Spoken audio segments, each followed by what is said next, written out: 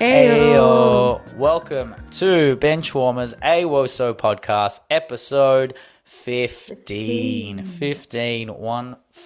We are flying through another week, another crazy week of Woso. We are going to talk about club ball today. English Women's Super League. Starting off, the first game of the week was Leggy's, Renee's Arsenal against Liverpool. The idea for Leggy was a 3-0 win to set the standard post-international break. I said it'd be a 2-0 win. Thoughts, feelings, concerns? Well, you said it was episode 15, and our number 15 showed up. Olivia Smith against her old side was incredible. Not even mentioning the goal, which was incredible in and of itself, but just the way that she held herself as her own, the way that she dictated on both wings, the way that she was just basically carrying our side in the forward line. I was really impressed by her. We had a couple changes. Our formation changed again, so that does make a difference. But Renee's experimenting, and I don't hate it. And a lot of people will say midway through the season, you kind of should be settling in. But I actually disagree, because if you look at last season, this time last year, we were going through a managerial change. We were having dressing room changes as well in terms of which players were starting, which players weren't. And that inevitably saw a change in how we kind of approached games when we settled. And I think, we're changing from a 4-4-2 to a 4-2-3-1. We had a 4-4-3 a couple of weeks ago as well. And I also like the fact that even with the forced changes, so Annika Borba coming in for her first WSL start for DVD, we also have changes which kind of suit how we want to play. So Hines coming in for McCabe, Beth coming in for Cully, who, yes, is already injured, but I probably would have seen Beth come in for Cully anyway. I don't know what your thoughts are. I mean, Cully, I think, would have wanted to play against Gareth Taylor's old side, just kind of for the motivation of it. But I do think, Beth, you can now kind of establish her as the cemented right-sided player when we need stability. No, I don't disagree. I think there is a little bit of risk and gamble and reward in playing Smith and Kelly because of ultimately it's their success is their failure in the fact that there's unpredictability in their combinations, in the way they set each other up, in the way they set other players up. I always love Kelly playing with Stina, so if Stina's not starting, I prefer Kelly to not be there either. But what you said about Liv Smith, I just couldn't agree more. I think that was the best game she's played since the first game she played in Arsenal colours. And she is moving exactly the way you want a £1 million signing to be moving. Maybe it's because I'm a rival fan, but I have that whole Arsenal excerpt stuff stuck in my head. And obviously players talking about it, like even Liv Smith talking about it, was relatively unconvincing. But if she's playing like that, then something is fostering right under certain players. Certain players are playing very well right now under this Arsenal system that's currently slightly game management-y, slightly, what's the word? Just like gettable. I think the word is gettable. I think teams, passive. Teams go into games against Arsenal thinking, you know what, we can kind of maybe do this, right? I think there is a little bit of like cracks in the defensive line, maybe through injury, mostly, but especially we'll get to the goalkeeper point in a moment. But I think Taylor Hines had a limited game against Liverpool. I don't think she was as good as her usual performances that she's had in an Arsenal shirt. I think she was actually a little bit rattled. And this is interesting because, Liv Smith was a player who I think really showed up. And what I really want to say is I really respect her class. She scored a goal and didn't celebrate. And I think if we want to foster, I hate you. I think if she wants to foster and we want to foster kind of that true Arsenal spirit, then that is the class that we have. We like to call ourselves a very classy team, an establishment team. And I think that that's a part of it. And to have a new player come in is good. But I think on that point about players maybe being spurred on and motivated maybe even by this piece, but just the general kind of feel that we're still kind of retracting into our underdog status. I think Olivia Smith plays into that, but I think if we're looking at players who aren't doing well with that, I'm looking like the players who actually came on and replaced the players like Olivia Smith. So I think Caitlin Ford has had a really poor season. I think it's kind of gone under the radar because we've kind of looked at other players, but she came on. I thought she was really sloppy. I think she was tired. I mean, we have to remember she was coming from Australia back to England. There is a point there, but she started games and I've been really disappointed. I think KCC actually had a pretty good game. I think, and this is coming from me, is pretty insane, but I think she actually had a good game. But I think we also have to look at Liverpool. They made a lot of changes. They had 5 players on the bench, including 1 goalkeeper and like a child. And I think that, and then that's Liverpool's problem and FSG and the whole issue about how they're managing their women's squad. And I think Gareth Taylor was very hamstrung in this game. But I was fascinated by the first half in comparison to the second. I think the first half we had controlled, and then in the second half it became kind of chaotic to the point in which we were desperate, really. Yeah, it was. It was very back and forth, which is what Gareth does. Second half, very common. Used to do it for us as well. Comes down from the skies and dictates. He wasn't in the skies. He stayed up. Not today. Yeah, not today. Yeah, the whole Emirates. Yeah, I know. I feel like it's gone. I feel like he's a part of his spirit is gone. But ultimately, I mean, if we're talking specifically about the game, I feel like as much as there were like signs of the detrimental phases within Arsenal's build-up, within their defensive structure, I feel like there was comfort in the depth and the substitutes. I feel like you knew when Stina was coming on. I felt like there was that hunger. Emily Fox had a pretty fantastic 90.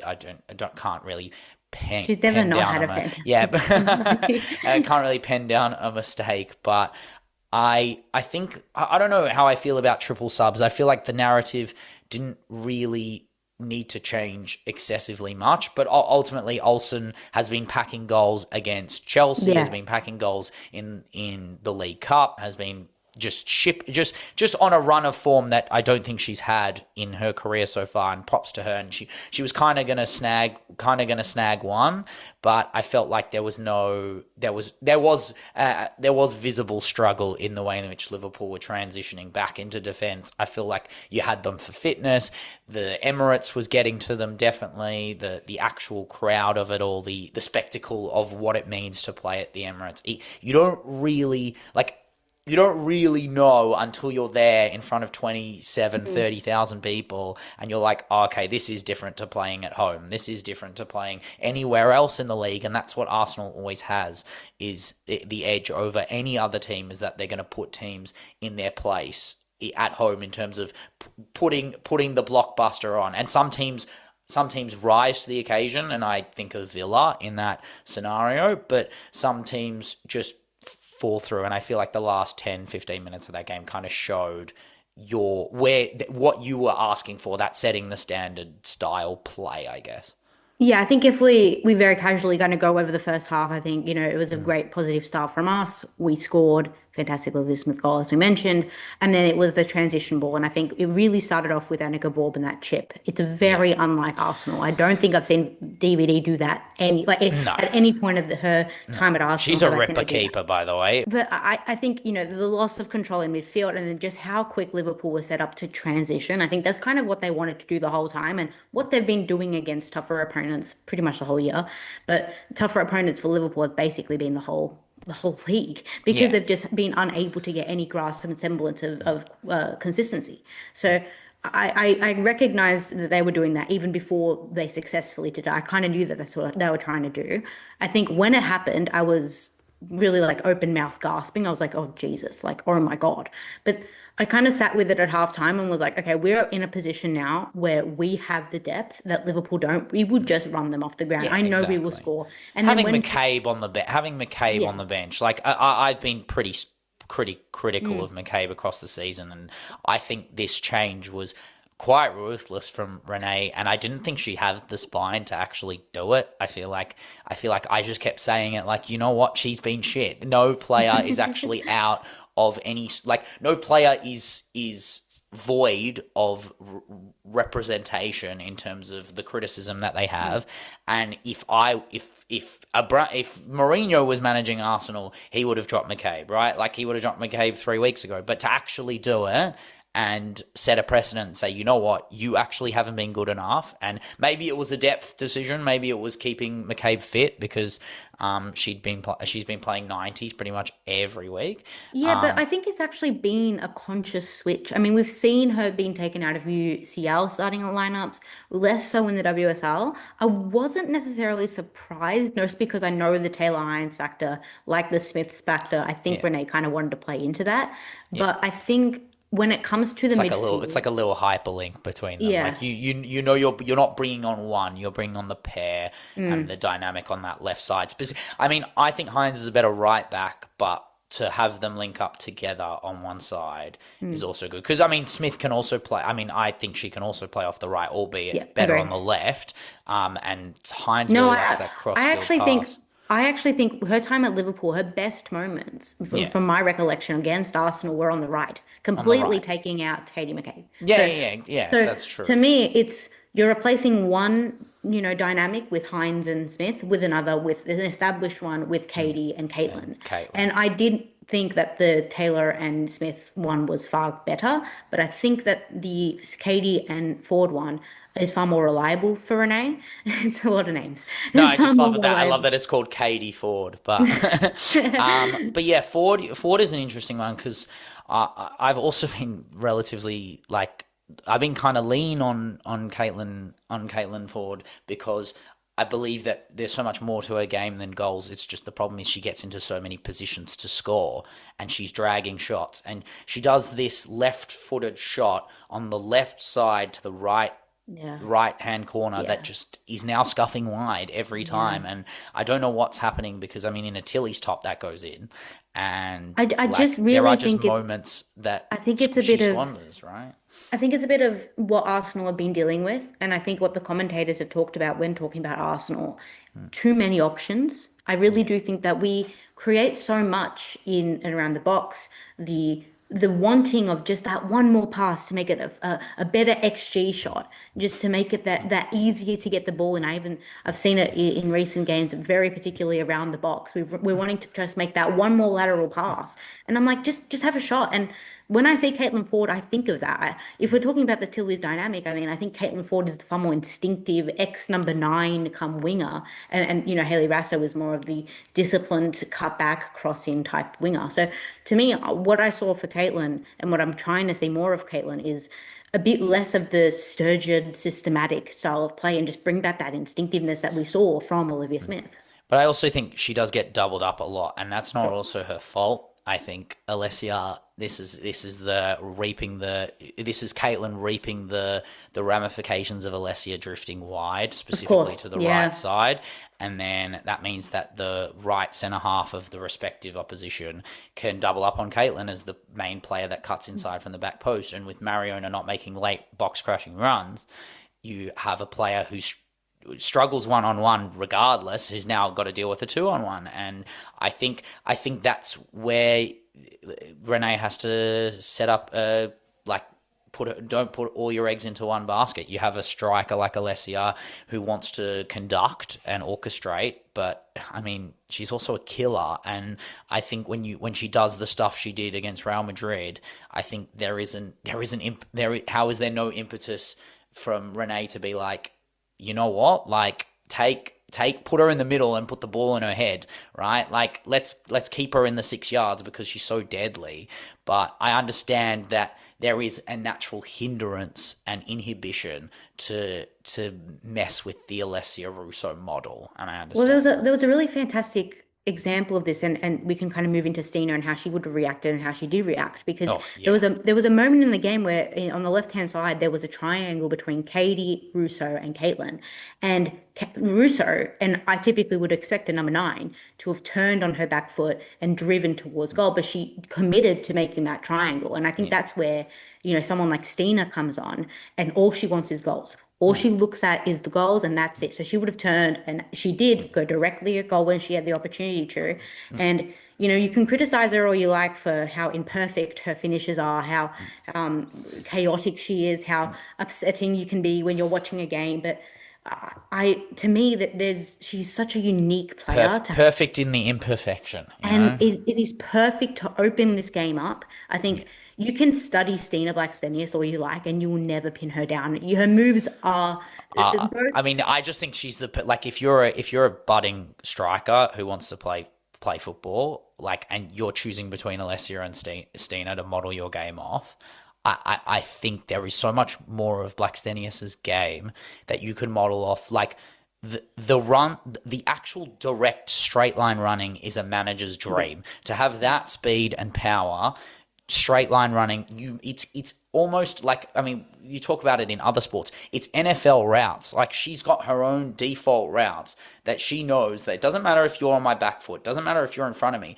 I'm going to get the ball first. If you run into me, I'm going to get a penalty, and if you don't run into me, I'm going to shoot, and I'll either put it wide, and that's okay because I wasn't supposed to, no one else in the team gets there, or I score. And that's why I think Stina's quite unfairly treated, because she gets chances that no one else gets in Arsenal, and that's not a fair thing to say. She's like she wastes chances, or she can't hit a barn door with a banjo, because she gets banjos out of nowhere. Like, you can't have that many opportunities if you don't have the intuition and the run making skills that she has. I always say this, Stina is the closest that a casual viewer like us can get to playing football, because she is so human in how she plays. I love it. It's instinct, it's drive, it's this pure passion that she has. The goal is such a perfect example of this, because she gets the ball when the ball is already in the air. She has an idea of how she's going to get the ball, turn. She knows already what she wants to do, but it's like her body and the contortions that she makes are so amateurish that when she does it, it looks like, what's happened? What this can't be replicated. I see it all the time. I see that. Yeah, exactly. All the time. It's, and you that's just why I don't love you it. don't need to watch much Sunday League to see Stina-like mannerisms. I love it. It's Yeah, fantastic. I mean it's again, as I say, perfect in the imperfect, and I can't think of a better saying to sum up Stina, and I can't think of a better way to sum up the next game. This was coming. This was a long time coming. You don't understand how long I've been waiting to do this bit of the pod.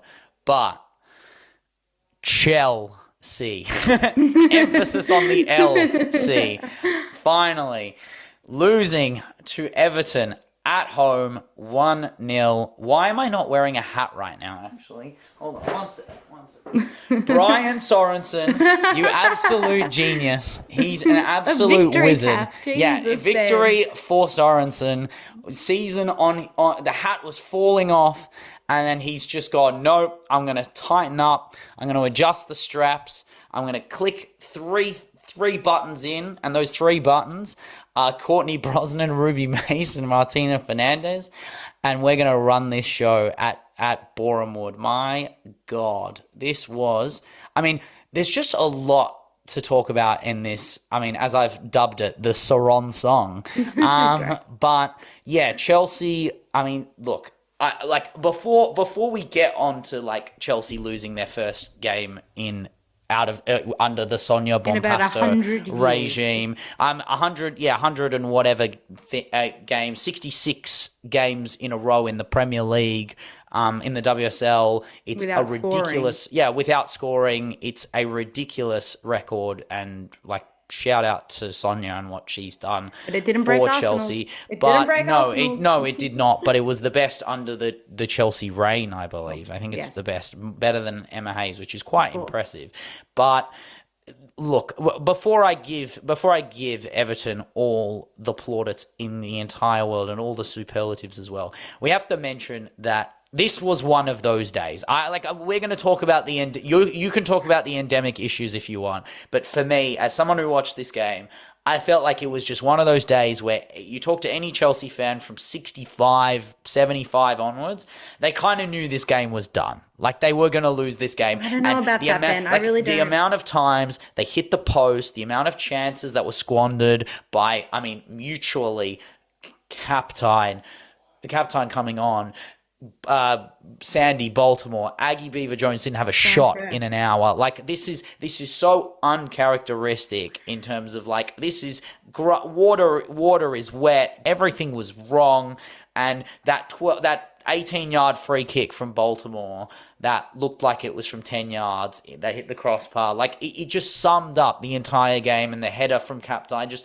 Courtney Brosnan could do no wrong. She made 8 saves. Oh, she was easily the player of the match. Yeah, so 8 easily. saves. I mean, you could argue the 2 centre halves because fantastic as well, and Mace. I mean, Mace made 5 tackles and 23 defensive contributions. Ruby Mace is a part of this new generation of English defenders who are just showing up. You know, put it this way: she's earned her call up. Like, she's going to sit on the bench now. 100%, she'll sit on the bench. She's the future. She's the Woso Jared Branthwaite, if you will. But like, the Martina Fernandez, there was about 60 defensive contributions between the back four, which is just a psychopathic number. And no amount of Germa playing the ball from deep, no amount of Kira Walsh long shot is going to stop the fact that this was just. I mean, personally, I felt like there was no big chance.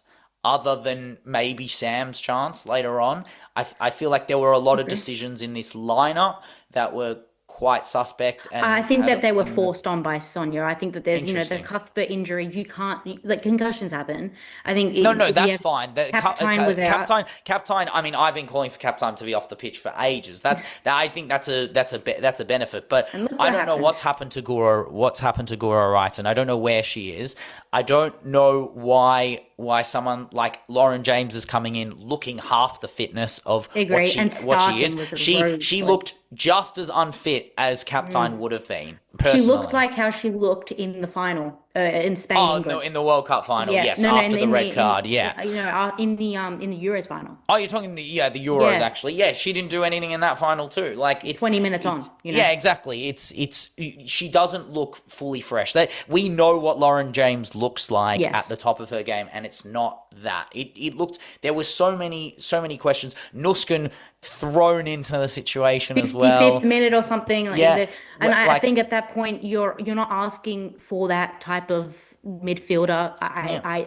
If you're going to put on Nuskin, it's a starter. But she can win a match. She can win a match, but she has to start. She has to start, though. I don't think that she's a match winner, and I honestly think that the players that they had on the bench, the ones that they put on, and I understand you're not going to put Jean-Francois on over Serka Nuskin, but to me, there's Serka Nuskin, a player that you so very much have to start if you're going to play her, versus someone like Sam Kerr, who, yes, you put on because you want impact. But if we're talking about the systemic issue, which you mentioned a bit earlier, I think I have to disagree with you about how this is an off game, because this has been coming, and I even said it a few weeks ago now. I think Chelsea at the current state are playing like the worst that we've seen Arsenal play, and it's an endemic that's going through football right now, and it's overplaying. It's too much based on the perfections, the small little minuscule things. How can we get the ball into the final third as effectively as possible without just thinking, actually, it's not about effectivity. It's actually about how efficiently we can get there. How fast can we get from A to B to C when we have players like Alyssa Thompson, we have Sam Kerr coming on, Aggie Beaver-Jones, who's stuck on the right because they've put Kat Macario up front, and you're making they were rotating. I know that. Aggie started up, and then they switched, and then she. I know that, but you're asking Aggie to have played the same position she played last year, where she didn't have the same effectiveness as she did earlier this season. And I'm thinking to myself, well, Sonia's messing around with it for the sake of it, coming off of now a turduous break, right, where they had a really tough emotional game against Barca, where they came out of that thinking that a draw was just as good as a win. And then that, to me, is already the psyche of how they're going into an Everton game. I think the psyche is wrong. They think they can just roll over teams now. And Kira Walsh can talk about, it's about winning the league. It doesn't matter about the win streak. I think it does. I really think just as much as the Champions League has had a cloud over Arsenal season, the Invincibles trait that Chelsea has equally had a cloud of, as the name will say, invincibility about it. They think Everton can come to their stomping ground. Who are these players? Who are these one-hit wonders like Vignola, like Gago? Who are they to come who are they to come and bully us off the park? And what happened was they did, and many teams before them had. It's just that Chelsea effectively played worse as a whole than they had before, where they had standout players save them, basically. Yeah. I think there are also other little like hiccups along the way. One of the big ones is depth. So Natalie Bjorn, she's not playing in the UCL, I believe. I'd be surprised if she is. But this is the part that is more interesting to me. Okay, fine. We got the loss. Great. Like as a City fan, as an Arsenal fan, we're very happy, and it means that the league opens up slightly. But I mean, it does open it up for us. I mean, a little bit. The inevitability of Chelsea ultimately means that no one will ever say 6 points is enough against them. Cool. They just won't. And this result doesn't move the needle one real bit. Like it would have to be endemic, and if it comes up against Brighton and we see similar Chelsea traits, then we can start talking about it. But I think there is a limit. I think there is a limited amount of personnel, not through quality, but the amount that can play Bompastor ball. I think Sandy Baltimore is a very talented footballer. I don't think she can play Bompastor ball the way she wants it played. The physicality required to play left back, tracking back, requires you bombing forward. If she gets stuck in the 70%, 80% possession route and ball retention between Kira and Erin when she's there, and Aggie and Macario, they're knocking it about. She gets comfortable and she's further up the pitch, then you get caught on the counter attack. And if Tony Payne doesn't fall over like she did 5 million times against us, she's going to run through you and she's going to play a ball across the box. And sometimes it gets through your whole defense, and sometimes it ends up in it as a goal, right? And Sonia looks back at this game. She's not looking at the chances that they squandered. Yeah, she's looking at the chances that they conceded, right? Because a lot of Sonia's game is based on impenetrability, not just like perfection, football perfection, I agree. And that's why players like Macario are moving further forward, and players like Alyssa Thompson are getting the license to be their creative self.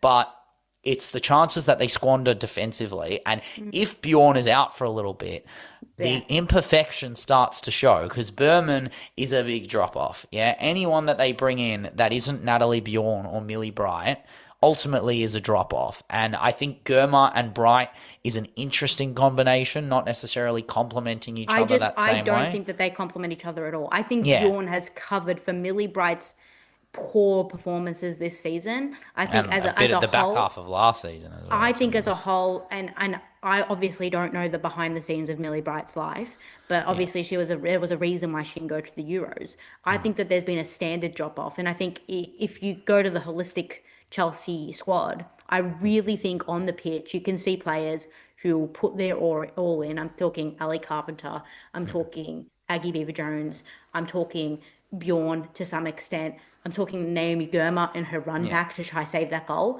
And then you have Sandy Baltimore, who is lackadaisical, who is slow, who it does not seem like she wants to run to save a potential cross. Like, it's not like Gago is going to Cruyff cut, Maradona turn, top bins at Trinity Rodman style. It's giving João Cancelo vibes. It's giving laziness. It's plain and simple. It's giving, I've given up. I don't like playing fullback. I want to be playing up forward. I don't want to be making the effort. And to some extent, Bompastor has encouraged this, because she actually got the best out of Sandy Baltimore when she was a little bit crazy on the left flank. But think about the fact that Niamh Charles Niamh Charles is the other option, right? And Niamh Charles doesn't make the bombing runs forward, but Niamh Charles may not be as good as Sandy Baltimore. He's more disciplined than Sandy Baltimore. Exactly, that's it. Yeah. Yes, I agree. And that's the trade-off that ultimately Sonia's trying to cultivate. That if they're going to beat Barcelona, it's not going to be with Niamh Charles at left back, because we know the narrative that happens when Niamh Charles is at left back, and I for one think that won't happen again. But I think that their left side is a big vulnerable pocket to exploit, and if I'm Brighton, I'd be thinking about Kiko Saker's last month of football and saying, we got to feed this girl, and we got to feed her fast early on in the game, because that's how you beat Chelsea. You have to beat them early. And then we saw a masterclass in tactical miserliness. That's what you do. That's the Sorensen way. If you want to keep your job, your players have got to stick their neck out for you. They've got to die on their sword for you. And he did everything he could to make sure that there was like this absolute like volume down at Bournemouth by the end of the game, and silence the home crowd fans if you can, is always the saying. And I think the Chelsea fans have never been more vocal, to be honest. But oh wow, geez, yeah, I've never seen Sonia more vocal. I mean, on the touchline, I think that the way that she expressed just how frustrated she was a real example of just how upset she was at the current situation. And I think in all intents and purposes, you have to kind of look at this at what happens when Barca lose or Barca have a bad game. Like, what's the reaction? And usually from Barca, it's like, don't poke the bear, because you're scared that something's going to happen. That's what we saw against the game after Sociedad was an 8-0 after the first half. And that, look, if I'm Brighton, I would be afraid you're going to come up against a wrath that is. I mean, they're going to play Roma. They're going to play Roma tomorrow in the UWCL, and I expect a bounce back. I expect absolute thrashing. Yeah, and Roma have been very poor in Europe, but albeit have been decent all round in the league. But I think for the Brighton game, they've got to show everything that they've got. They've got to put the fear back into the WSL, and because that's what Chelsea are known for, albeit when they have weaker performances, even the Arsenal game where they were struggling to even breathe. Yeah, exactly. When you there were moments for them, but it was all in the first 20, right? It was struggling to breathe by the end. They gassed out, and this is that endemic nature. This they got lucky in that game, and they got very unlucky against Barcelona, and their mindset was all wrong for both games, and then it culminates in this loss. And I couldn't be more proud of my GOAT, Claire Wheeler. Oh my God, what a legend. She just loves playing the top four. So, I mean, I hate it when she's playing against us because she turns into I mean, it's prime Cuthbert at this point. But I have to say it is refreshing to know that we are now not 3, but 6 points ahead of the pack. We went to King Power Stadium, Leicester, and I predicted a 2-1 win. I predicted that comeback, that kind of City Brighton-esque game, because Leicester usually snag an early goal. And you predicted 2-1 Leicester because you hate me. Yep. And that's okay, because that was a performance I just didn't expect. It was a performance I didn't expect. I expected Bunny to score. I didn't expect her to have a performance like this, but Would you say it was a complete performance, a full 90-minute performance, or was it a last 15 minutes of absolute brilliance? I would say there were hazy moments and combination, but our chance creation was masterful, right?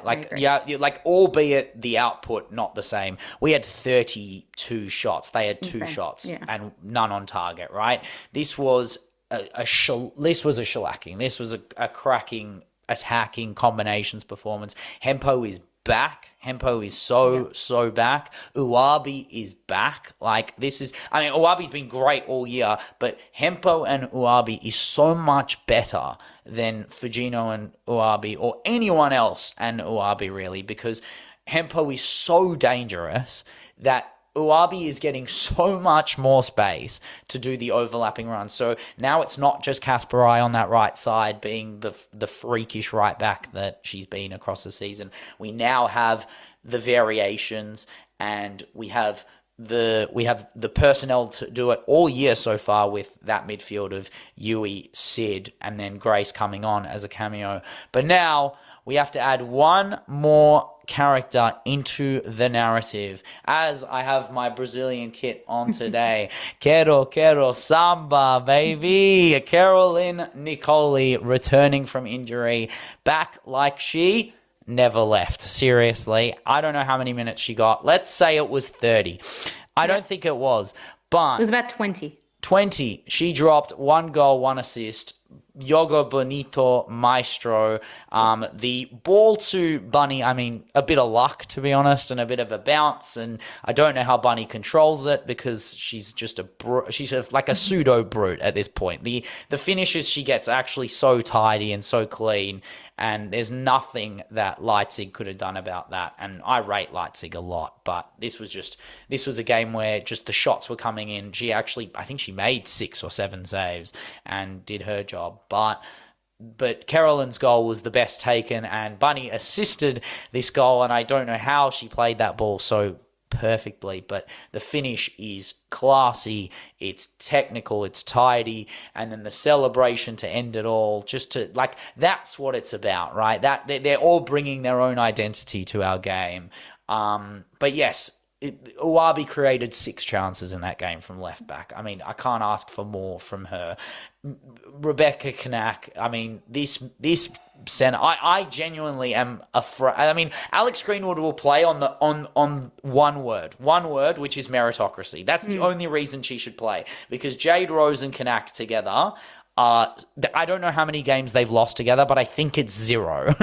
Yeah, I was going to mention this because look, I look at the City bench and it's not, as stacked as the Arsenal bench, as the Chelsea bench, but I really love how Yeglitz is using your players. So, earlier subs coming on at around 65 minutes. Yeah. But it's the fact that I don't see a drop off. I don't. Like Blinkilda Brown comes off and Clinton comes on. And it's a different style of play, but there's no technical drop off. And then you put Carolyn on for Gino, who to me is actually for Hempo, who to me, who's completely grown into this season in a matter of 2-3 weeks. She's revitalized the energy. It's fantastic. Every time she comes back from injury, it's like it's faster, she's better, and it's incredible. But to me, it's what I'm getting from the City team is that they're comfortable with each other, so much so that you could probably change that team and put it in a blender and spit it out, and that would still get a result, because there's a system there that Yeglitz has, which is not. It's not something that you can call Yeglitz ball, because I don't necessarily think it's specific to City. It's not a City brand of football. It's something that's been imported and has been manipulated around the established players. Obviously, there aren't many new players. He hasn't brought many new players in, but the players he has brought in are not necessarily City-esque players in your traditional sense. So to me, I'm seeing that you have your established players, say like a Viv, who's right in the middle of the park, and it's how the system has been able to evolve around her equally as much as it's been evolved around Bunny, Hempo, the 2 centre backs. It's all just working together. It's a cohesive system. It's incredible. I think you're the strongest that you've ever looked. Honestly, I think 100%. But I mean, this is better than 23, 24. Oh, no. I 100% agree with you that we are looking fresher. Like, the football is more. It's less precise, but it's more expressive. I actually think that's why it is Yeglitz ball, because I think I don't look at it in the systematic sense. That's I look what at I it mean. I look at it in the man management sense. I think there is a genuine love for what he's trying to do for everyone. So whether you're Iman Bene or you're Blinkilda Brown, you know that there's a pretty much an opportunity there to get minutes, to get involved, to do your job for the team. But you have to just look at his history to know that he facilitates so many great... He is responsible for the greatest version of Marta that's ever lived, right? So the individual individual brilliance that he's worked with and the experience he has ultimately can manifest itself within Benesia Shaw and Carolyn and Hempo. And look, the only thing that was shit about that game was the kit we were wearing, because I still hate it. But it's good to know that in rain or shine, Bunny Shaw can do the business. And she has now, I believe, 4 player of the matches this season. Caspi has 3, and Fugino has 2 in our 9 games played, which is, I mean, magnificent. I think Viv had a limited role to play. I feel like she was getting doubled in midfield. She's getting shut down. But it just opened up the space for exactly, and that's the part. That's the part that I like. If Viv can be the sacrificial lamb, and I've talked about this as being a negative. I don't like having such a player like Viv be, put out to the slaughter and getting double teamed just for the sake of trying to play a specific type of football. But if she's willing to play that role, and if it's getting you the results, then I can't see how that you can't criticize it so long as it's working. Exactly. And then but the narrative will change week to week, because we'll come up against Villa next week, and Vilms and Patton will go after Bunny, and then Viv might have the space to occupy and take on Missy Bo-Kearns and do her business, right? So every time, I like that in the episodes of Yeglitz, each week there is a new focal point, there's a new focus, and soon enough there will be a Fugino focus, and soon enough there will be a AG focus, and last but not least, we haven't even talked about her this year, and we're just waiting. We're waiting as a Tilly's fan, as a City fan. We're just waiting. But when I'm not even going to say her name because I don't want to ruin it.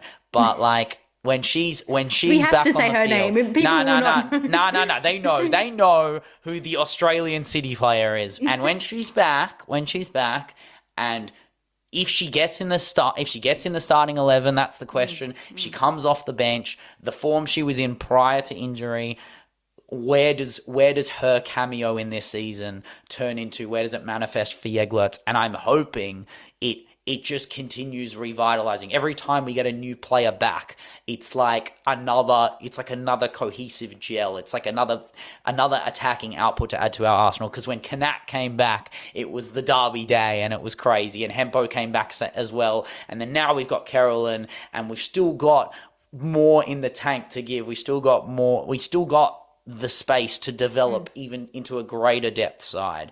And I am like, I've never been this I was not this jovial. I was not this level of confident in the ability for our team to go. And maybe it was because we had Champions League. Maybe it was because we had other competitions to worry about. Sure. But if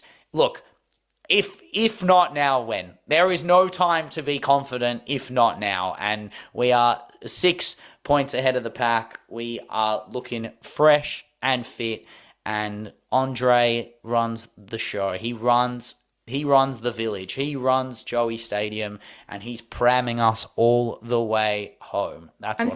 I'm scared if you get too excited about this and then you don't win the league. I will have to do the pod by myself. You can do it by yourself. That's okay. In your period of mourning? I mean, no. We'll just burn the new kit, and that will be it. Yeah. Well, we don't need a reminder of that, and that won't happen because praise to the Lord that there's no injury, no bunny injury. No, don't even say it. Yeah, because unless Mary gets back, and I mean, we could see Viv in the 9. To be honest, that might be every Arsenal fan's dream. that Viv scores the winner to win us the league, which would only if it's against Chelsea. Yeah, I mean, if it's against Chelsea, Chelsea are out of the picture at this point. They just lost to Everton. They're out of the race. It's done. But no. There is a part of me that is so selfish that wants Viv to be in the 9 against Arsenal to win it for us against you lot. Yeah, but how lovely. I mean, I don't ask for a lot, to be honest. But I ask for too much. Yeah, I know. It's okay. It's part of the process. Yeah, it's part of quadruple's not enough, to be honest. But Manchester United v West Ham at home. Convinced. Yeah, not convinced. I mean, still, this is their first win in I don't know how many games, to be honest. It took a Janssen winner. I'm never convinced if it takes a Janssen winner. But to be fair, it was a ripper free kick. It was a fantastic free kick. This is something circa 2019. Did you think, to be honest, when they were lining up, did you think Sandberg was going to take it? Because I did. Yes, but I also thought if Sandberg was going to take this, I thought it had more chance of going on target. Oh, that's 100% fair. She completely wrong-footed me, the goalie, everyone in the stadium. I don't think anyone knew that she was taking that or that she had that in their locker. But that's not even the best goal of the game because Shakira Martinez's chest, and I don't know what the hell that was, but that was the most ridiculous bicycle kick. And there's no excuse. Tallis Joyce was in the goal. There's no saff to be like, oh, Tallis Joyce would have saved it. No, you are conceding goals now. Your full strength backline is there, and you're conceding goals. And we have to talk. Sandberg ball to Turland across the box early on was a fantastic finish, but I did feel like there was limited jeopardy for United in this game. And I feel like it's West Ham. Like if you don't beat West Ham, then you can't be considered a title contender. I'm sorry, that's obvious. No, I understand. It's just, I don't know. It's just a weird predicament where we're in, I don't think there's enough known about what this season means for United if they come fourth. right? So obviously we know failure. that. I'm sorry. No. I understand it means failure. No, I understand that, but I mean it in the sense of that: is there a Europa League? Is there a secondary competition that they can be in? They've spent way too much money to think that Europa League is good enough. No, I'm not. Again, I'm not saying that's good enough. I know, I'm but just there is saying an that inevitability. there is no of jeopardy. fighting. There is inept failure in the fact that if they come fourth, it's still failure. It doesn't matter what they get out of it. I understand that, but the reality is that next year they're going to keep their players, and then they'll go again. If there's no Europe, they'll go again with no Europe, and they'll have no jeopardy to be able to take on the league individually the way we are doing now. I just think it's in the DNA of Manchester United to give their fans so much hope, to let them down. It's every season. It's like they're climbing one peak higher on this mountain of success, or to just jump purposely down the mountain. It is suicidal the way that they play sometimes. They purposely go out to try and play a system that does not fit to every team that they play against. And it's like Mark Skinner thinks that when they go out, everything's going to mold around him perfectly, and it has worked, and I can appreciate that at the start of the season it did work, but it's not working now. He has the players to change that. He has players on his pitch that can play multiple positions, that can play multiple roles, and he's willing to stick by a very stodgy kind of a pessimistic style of football that doesn't actually want to utilize the best of his players. Like, why are you bringing Rolfo on for when you're not going to use it to the best of her ability? I mean, that was very Tony G. That was Tony G behavior. Pathetic. I don't know what's going on with Rolfo. I don't know if she's not fully fit, but like, I just feel like she doesn't she's want not to be in playing Manchester. 90s. I don't know. She's not playing 90s anymore. And at Barcelona, she was the fittest player I've ever seen. And she just played every game. And the only times they took her out are when they weren't playing full strength. And Esme came in and we were like, oh, Esme. They're not playing full strength. They're treating Rolfo like an impact player when actually she's a tone setter. I mean, she's just the best player that they have by a mile. Like across the park, she can do it all, and she's not being treated as such. But ultimately, they have the ability to. They're going to be fourth. They're not going to be. They're not. I mean, they're going to try and challenge you. And if they get back into any semblance of form, that will be the challenge. While you guys go further in Europe, and they. I mean, depending on what happens tomorrow, I assume they get packed in by Lyon, because I just think it's folly against West Ham, it's such a difference in level playing West Ham to Kangwan. Like, they are going to show you what it means to have depth. They're going to show you what it means to play week in, week out in both competitions and dominate. And ultimately, they're going to target Ziggy Oddie the way West Ham tried to. And that's why West Ham didn't. I wouldn't actually. Normally, this is the kind of weekly part of our lives where we go after Rianne Skinner. But the reality is that I think they gave it a good go with the clientele that they had.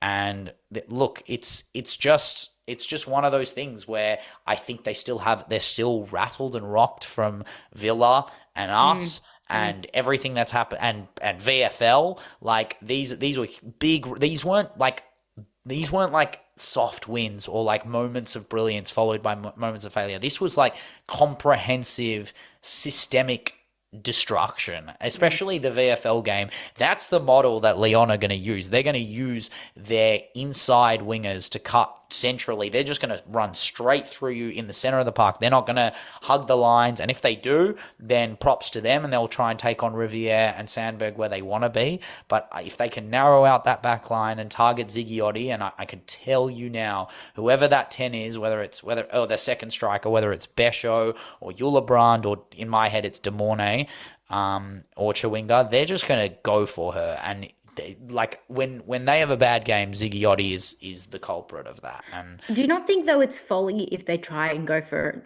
Champions League? And you're going to say, no, any team that's in it should try and go for as far as they should. I want them to, because the more that they go in this comp, the more they're going to flail. But they just do not have the personnel right now. They do not have the experience in Europe right now to be making any sort of attempt to prioritize the Champions League over anything domestically, because they will risk falling lower and lower versus the teams that don't have Europe, that are focusing only domestically. And you hate to say it, but LCL have equal amount of depth to Manchester United. So I mean, I wouldn't say that, but I understand your point. But I don't think it's a comparative analysis. When they end up higher than Manchester United, okay, they won't. But sure. I mean, I actually want both of them to perish. But like the reality is, the reality is that if you are a manager, owner, player at a football club, you are going to go in a European competition until you can't. You are in the race till you're out of the race. And I get your right. There is a little bit of pragmatism in what you're saying, and they should set up to go back to but to go back-to-back back-to-back qualifications is arguably more impressive than you having a good Champions League run. There is a lot to be questioned about. I mean, this isn't a question for Skinner. This is a question for Ratliff and Ineos and we know that they don't care. So. Yeah, they don't care, right? They don't even know who the captain is, right? Like they just don't. And the reality is that should be the goal. You should have goals that are given to the manager where you go to Skinner and you say, you know what, we're playing Lyon. We're probably going to get battered with our top team. Let's get some experience for our youngsters in there and cop the L, and then let's smack up someone else. And I don't know against Lyon to do that. I think that's cruel. No, it is but that's what a pragmatic response to the idea of what you've said, which is that don't prioritize the UWCL because you don't actually stand a chance in the competition. You've got to prioritize the Prem. Your best players have got to play in the Prem. I'm talking about. In the league stages, to me, it's fine. It's basically like replacing what you would get early stages FA Cup, early stages Subway, right? Okay. To me, it's fine. But I'm talking about when you're in the second leg of a round of 16, and you're 2-1 down. Are you going to chuck on so many of your players to gas them out to try and depends how far depends how far down they are, but the reality is that's a moment for when they're there, right? If they're up against Barcelona over 2 legs, then they can decide whether they want to throw the baby in the bathwater or that they want to be rational and recognize what's going to happen to them when they play at Estadio de Cruyff, right? Like that's a decision that they have to make then. They have to qualify first. They have to get through the playoffs first. They're qualified. Yeah? No, but they have to get through the playoffs first. They won't necessarily finish top 4, right? If they lose to Lyon, they won't make top 4. That's just what will happen, right? That's fine, but it means that they've got playoff games, right? These are more games, less focus on the WSL. The more points that they slump, the more points they have to gain on your lot, on Chelsea, on us, right? That's how it works, having multiple competitions. And we are currently not built for multiple competitions. If we win the league, we might be built for multiple competitions by then, but you can still, even if we come second, we'll be more of an enticing pick. But there's an argument to say that even with all our players back, we're still not ready because our players just can't do it. Like you have to have double depth. You have to have the capacity to trust your second team to beat Villa and Brighton. And these aren't crap teams. These are teams that go after each other, and Spurs. I don't think that's a reality in the WSL anymore. I really don't. I think we can talk about how poor the WSL is as a whole. I think it is right at this moment. I don't think it's at its best, just because of the players that they're getting in, and I think the level of a style is not as good as it once was. But I do think that you can't just put your second team out and think you're going to get the same result as Chelsea would have 3 seasons ago. I understand that. No. Collectively, when I say your second team, I mean like 5-6 players. If you're playing if you're playing your 15th to 17th best players, and you're still getting that, you've got to do that at some point. If you're playing Liverpool or West Ham, you're playing the bottom of the barrel at the WSL, you have to rotate. You can't just play 11, 12. It takes more than 13 players to win a league, right? And that's totally normal, but the reality is you have to trust that your depth can do it. And I don't. United don't, clearly, because they're running certain players into the ground. Your lot and Chelsea are the only teams that do. And that's why you're built for back-to-back European seasons, and we aren't. The Manchester teams aren't ready yet until they invest more, until they can guarantee themselves to be involved in Europe, which we can't because we're not there right now, and they can't because they're about to be out of it, right? And that's the trade-off that the Manchester teams have to make, where they have to gamble on the fact that next year, if we have Champions League, United's goals, if they don't have Champions League, will be, our goal is to get back in the Champions League, and City are going to drop out because they have too many games, because they know that Chelsea and Arsenal are the duopolistic Champions League allocation spots. Whereas when if we have Champions League next year, our goal will be to come third, not to come first, right? We won't, if we win this year, the goal won't be to retain it because there's different priorities. Once we've won it, the goal is Champions League, right? And that will be the goal, because we'll believe that we can go up against anyone.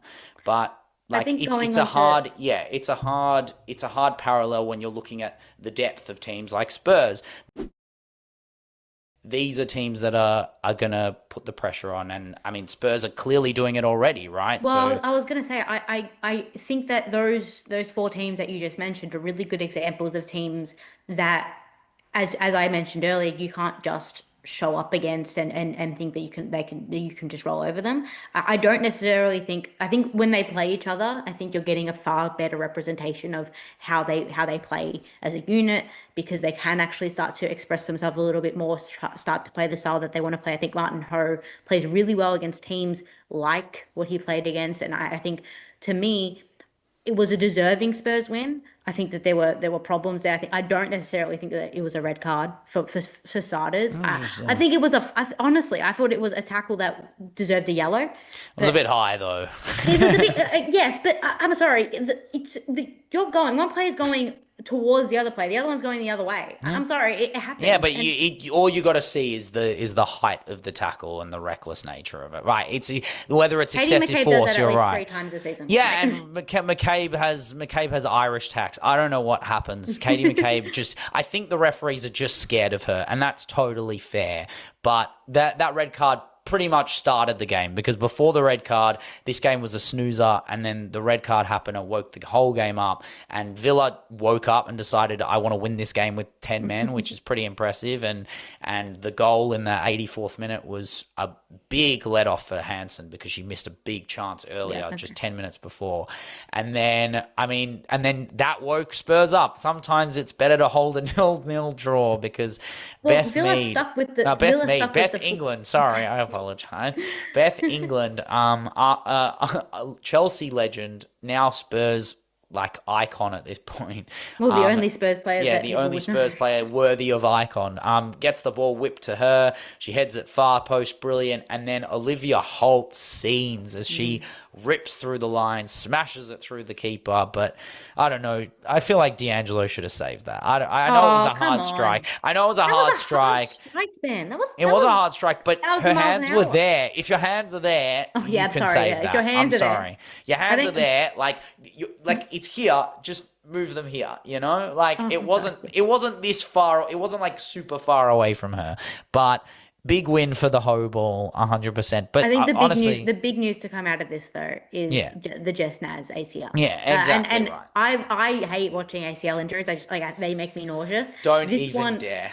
This one looked just like you knew. And I have been a Jess Naz hater. It's not just because she's ex-Arsenal and not just because she's Spurs. I just don't rate her. But I would never wish upon a player to get an ACL. But I do think being a second ACL, you do have to question now how they're going to play her in the future. I think the wing is always going to be a position on the park where you're going to become more precarious to injury. It just kind of happens. I wonder what happens to her game. I wonder how she adapts. Personally, I hope she becomes a little bit smarter on the ball. I hope she bemes a bit more technically This skilled. might be the nicest thing you've ever said about Jess Naz by a mile. She's in the England squad. So Serena obviously sees something in her. Personally, I don't see it, but Serena sees something in her. ACLs are hard to come back from anyway. She's an elite footballer. I expect her to come back. I just kind of wonder how she comes back, where she slots in. And moreover, this is a fantastic opportunity for, what's her name, from Norway? From our goat from Norway. Signa, Gopset. But she's on the other side. They're going to have to switch whole ultimately. But they could switch. They could switch. I've seen Spurs play at least five different it's a good formations present. this It's a good Christmas present for Martin Ho to give them the rotation. I feel like Signa's going to play a different role, but ultimately Jess Naz is a interesting predicament for Serena, interesting predicament for Martin Ho. I feel like there was a future there. There is, if you ask me what Serena sees in her, it's youth. It's like a little bit, something a little bit different that England don't have, which is the naivety of Jess Naz that she uses to her benefit.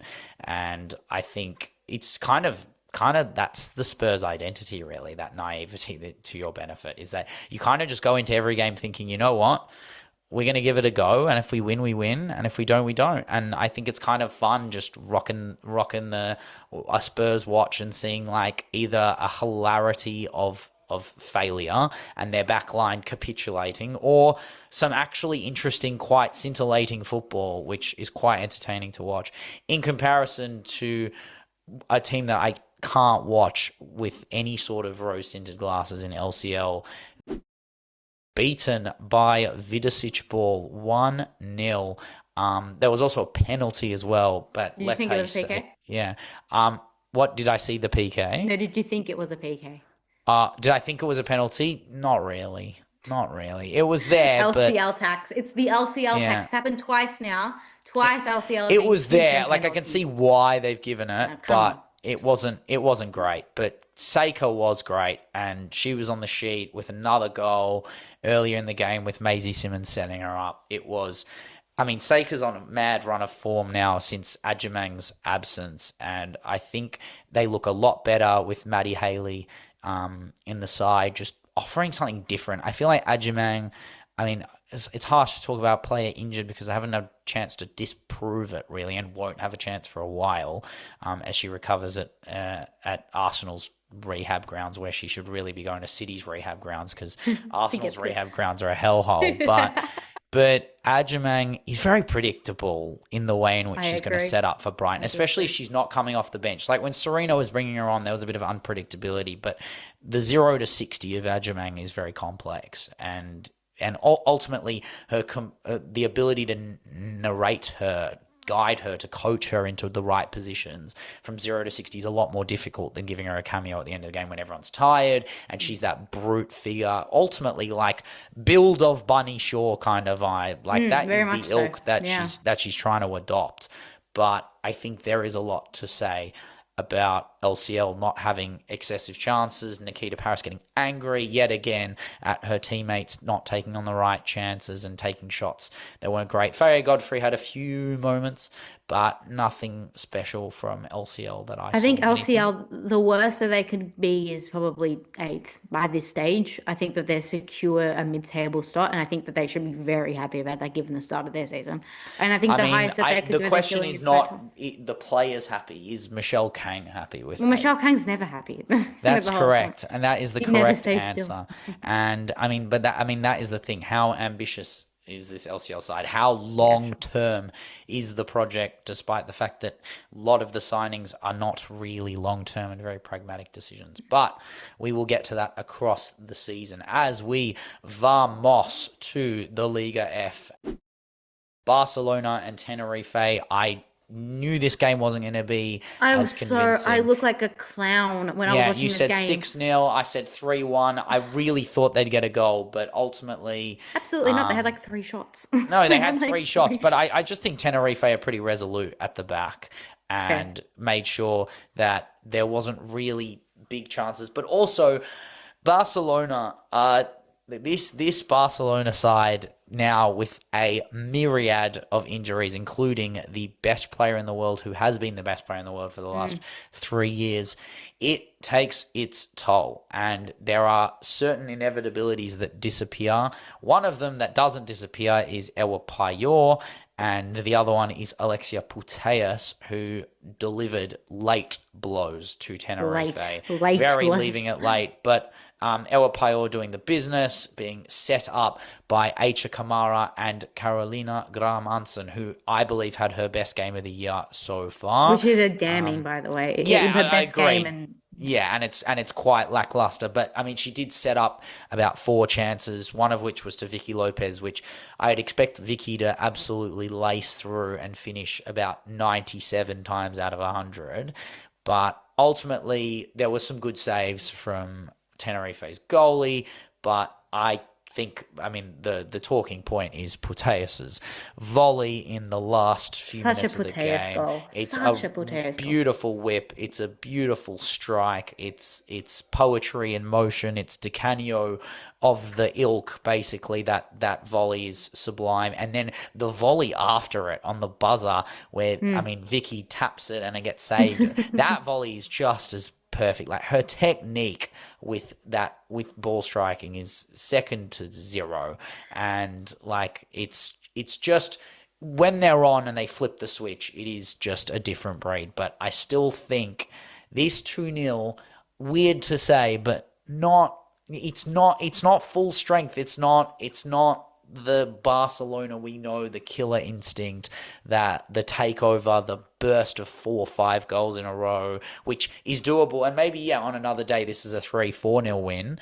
But ultimately, I feel like when they're coming up against the top of the top, the cracks may show. I think you have to remember that this team, on average, the one that came out, was around 25 and a half years old. Oh, they're children. Like, Kamara's a child. Like Marta is basically, and Alexia are basically carrying the age of this team, because you're having your fullbacks.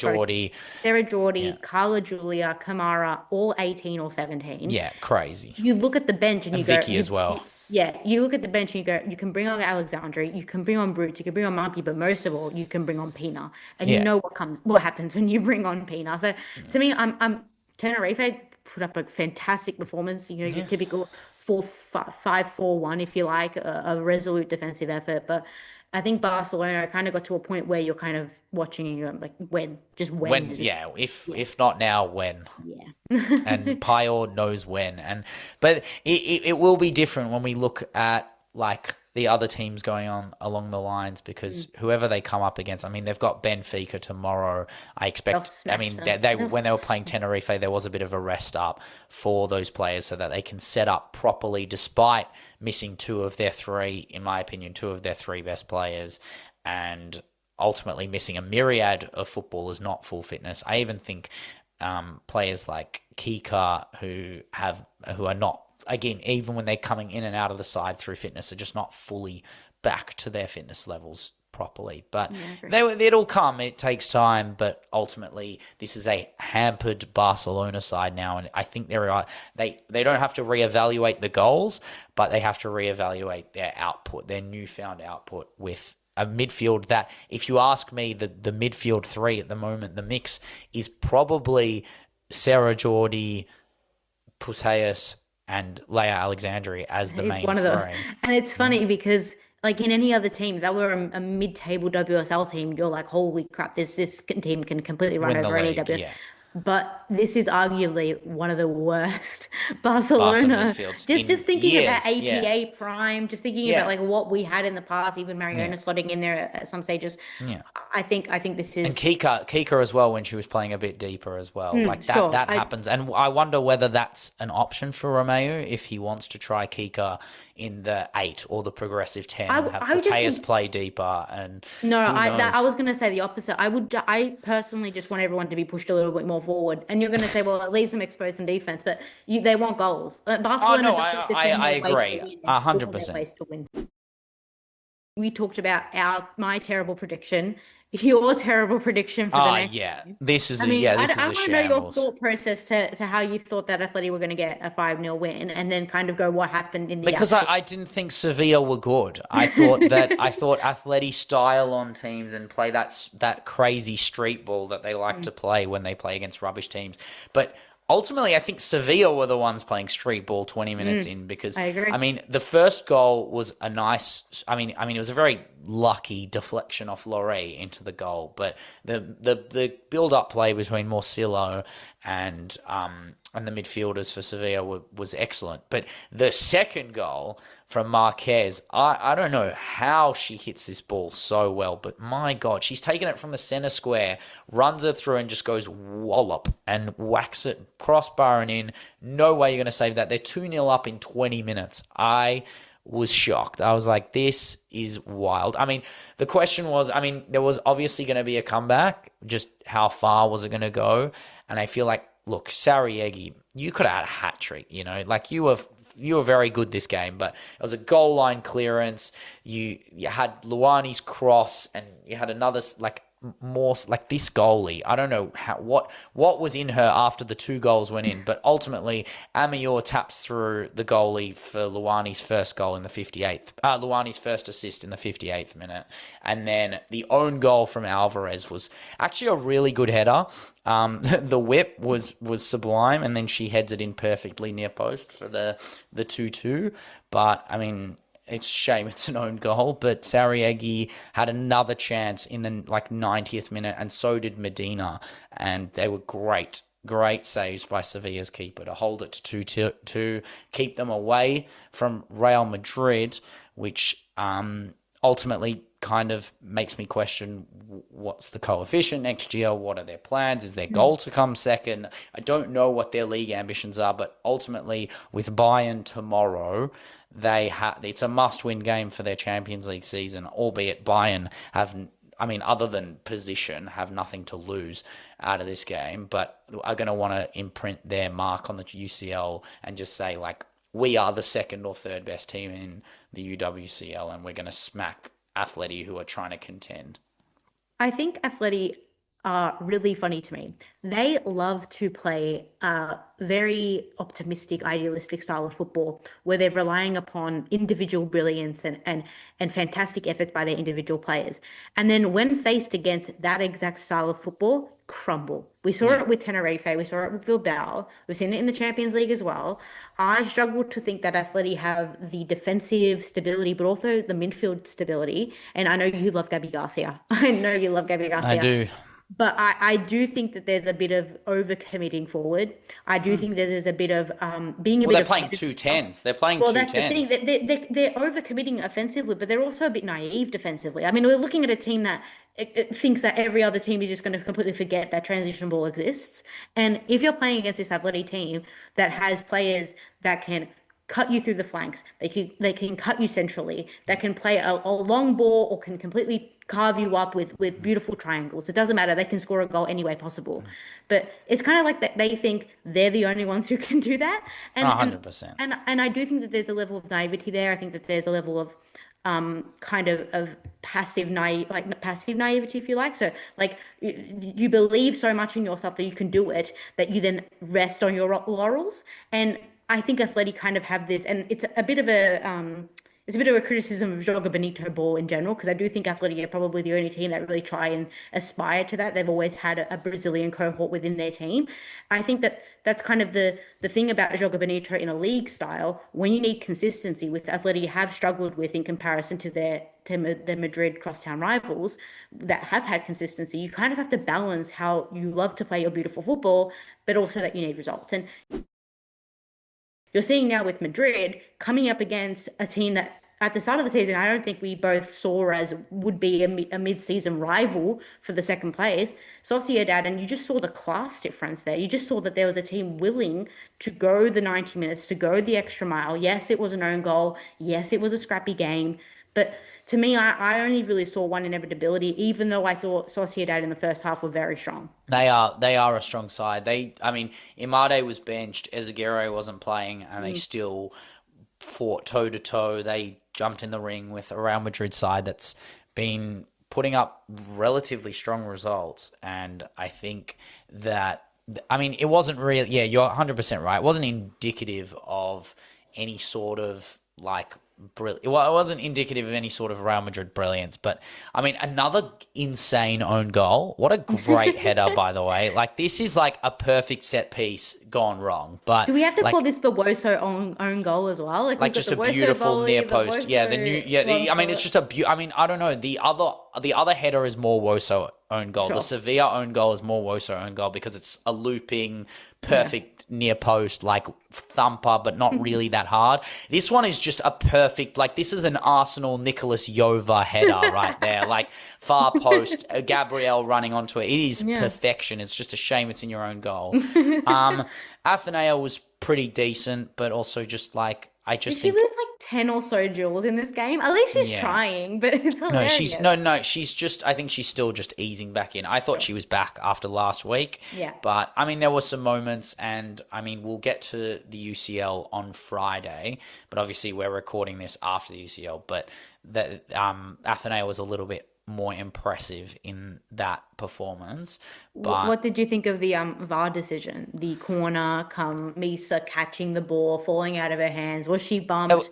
And we have a lot of these debates in the Premier League. I mean, as much as the crap I talk about goalies, I'm all for the goalkeepers. Yeah, I agree. To be honest, I think it's. I mean, we'll talk about it more on Friday, but ultimately, I think Real Madrid and the Champions League are a different breed compared to this, because I feel like teams are going to believe that they can do it, right? Sociedad are a good side, but teams go up against Madrid they don't set up the same way. They don't go to 5-4-1, right? It's not like Barca. They genuinely go after them, and especially when Real Madrid have Champions League games that are quite big, they come out with second squads like Rocio Galvez and Comendador and all these players that come in, like they're important cogs that help you get along the line in a league, right? And it's kind of weird to say, but you could actually make the argument that Real Madrid's depth is comparable to Barcelona's depth. What did I say? I said that purely just through availability, right? Yeah, I said that. And it's hard to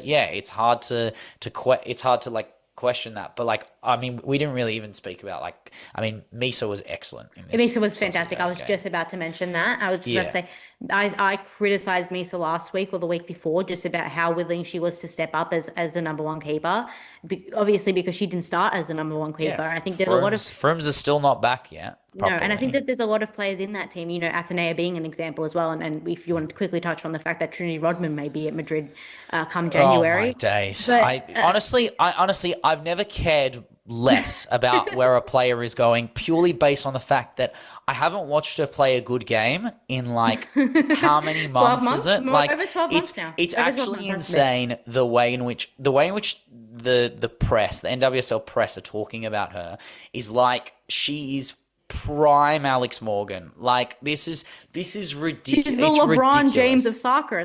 She is not Pulisic in any way. Like this is it's ridiculous. And I mean, look, the fact that I've heard anyone even utter like Crystal Palace in the zeitgeist, in the cultural zeitgeist of where Trinity Rodman was from. You know what? That's my takeaway. I hope she goes to Palace with Rusha Littlejohn and we see a Rusha Rodman up front. I think that would be actually. Yeah, that would be the vibe. But I was just talking about the fact that there are players here who aren't secure with their spots as much as the players like Weir and Goodall and Navarro. She looks good in a Real Madrid kit though, and an ALI-based Real Madrid kit. No, you can see the rod. I mean, if we're talking about the Athenea like form, not necessarily talismanicking the space on the right side.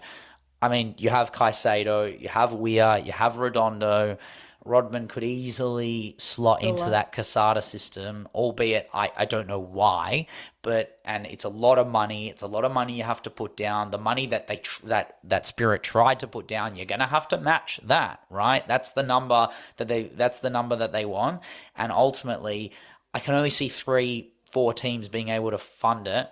And one of which is sitting 7th or 8th in the WSL, one of which is top of the Premier Liga and ARKEMA, and the other one is Real Madrid, right? And it's just this weird dynamic where, honestly, if she goes to any of those three teams, I don't really care. Like, your career is that. Like, sure, if you go to Lyon, you're going to sit next to your LeBron on the bench and be who you are. If you go to Real Madrid, you're going to come second for the rest of your life. Yeah. And if you go to LCL, you're just like all the other 30-year-olds who go to LCL anyway, and you're still Kang-pilled to the way that I believe you to be. Just at least go to Lyon after you go to LCL, or go to Lyon first and then go to LCL. I kind of wish actually... So she can be the first player to do the Kanglican Trinity if we're going to do that. And then we could call it the Kanglican Trinity because it's the Kanglican Trinity Rodman.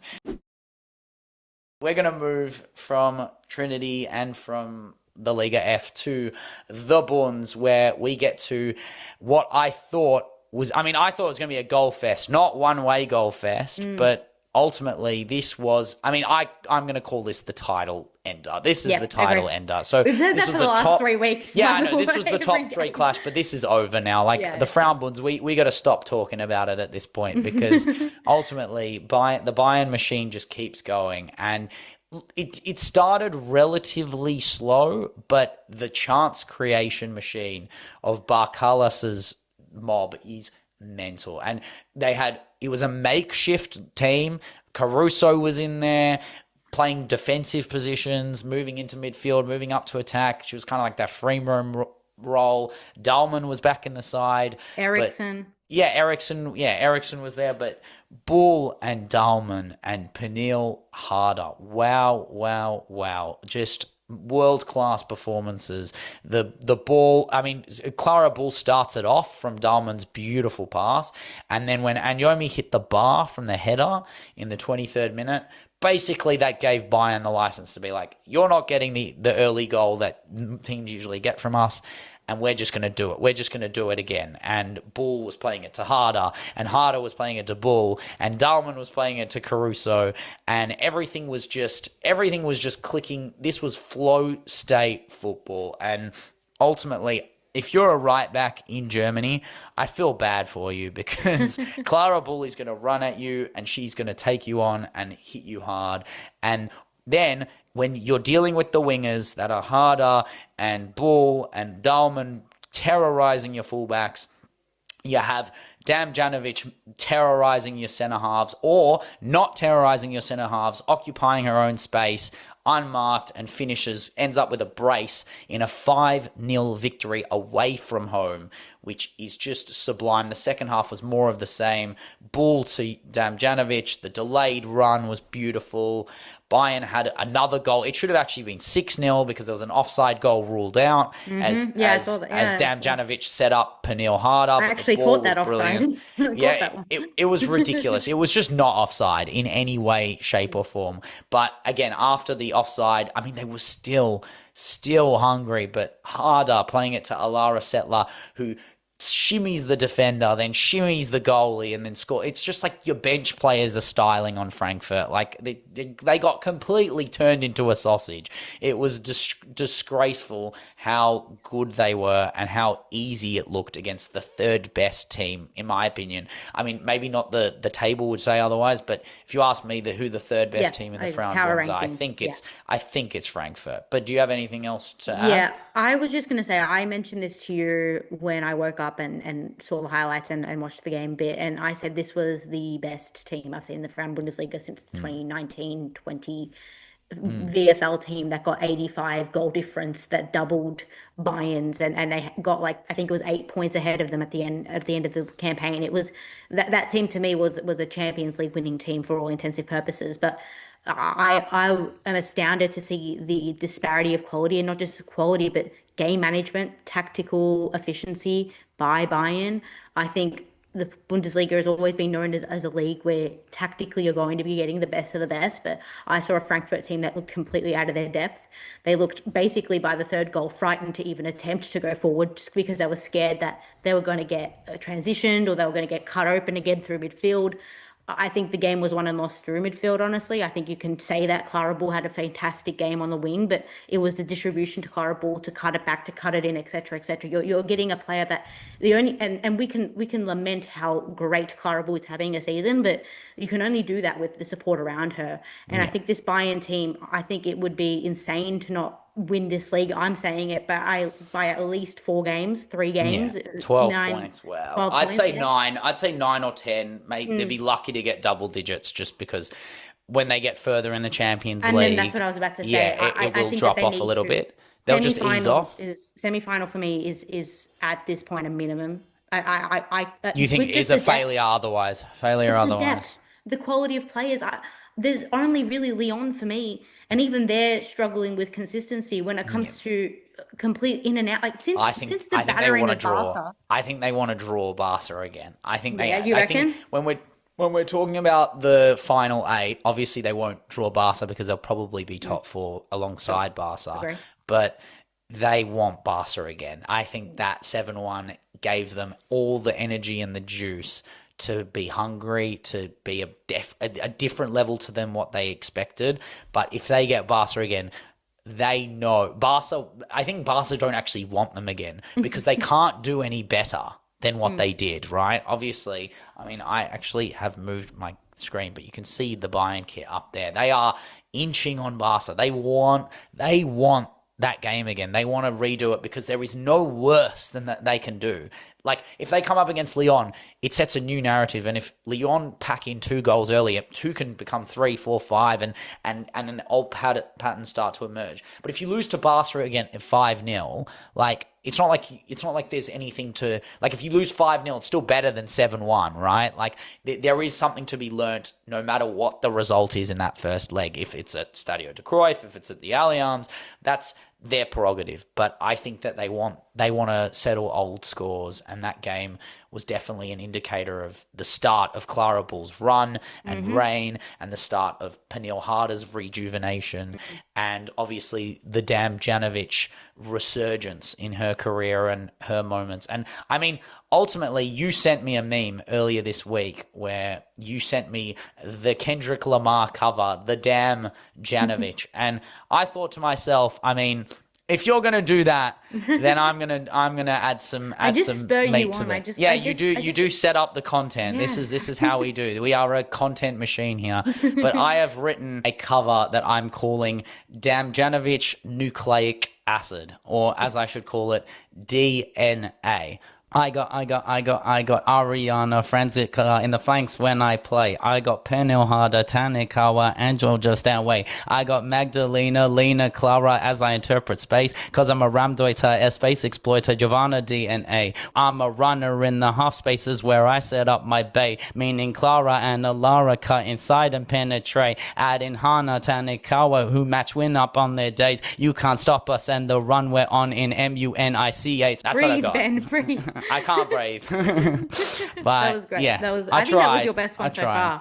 I just love the rap. I'll give it a go. Yeah, I will re-edit that and resharp that. We're going to make it fresher. I'll make it cleaner. But that is all I have for the Bayern Munich game. VfL Freiburg, a 3-1 win for VfL. I mean, we pretty much nailed on the real chances. As we close. Had. Yeah, I mean, you weren't far off. You're just a Freiburg goal away. But I mean, it was a ridiculous goal from Egli to start off the game. 18-year-old from Switzerland, only had a few games this year, and now will definitely show it for Freiburg, who haven't had a terrible season, but there were. Table. They were 1-0 up into the second half, but then the VfL chance creation motto just doing their thing time and time again. But Enderman came on and Pedamors came off, and it just kind of changed, which is a really interesting debate when you're looking at 2 hungry young VFL players who want to make that starting 11. And I don't know, it was kind of an interesting moment for Pedamors coming off there and then seeing the team turn a little bit with Keeland equalising, and then Benkarth makes the mistake and Dijkstra mops up, and then Pop finished off the game with a 3-1. But what do you think of those two, how VFL manages them two, and what's the future for them? Does the team have both of them in the future? I think it's interesting because initially when I saw the lineup of this team without knowing the result, I thought, well, this is interesting because it's not your traditional Wolfsburg starting lineup, different fullbacks.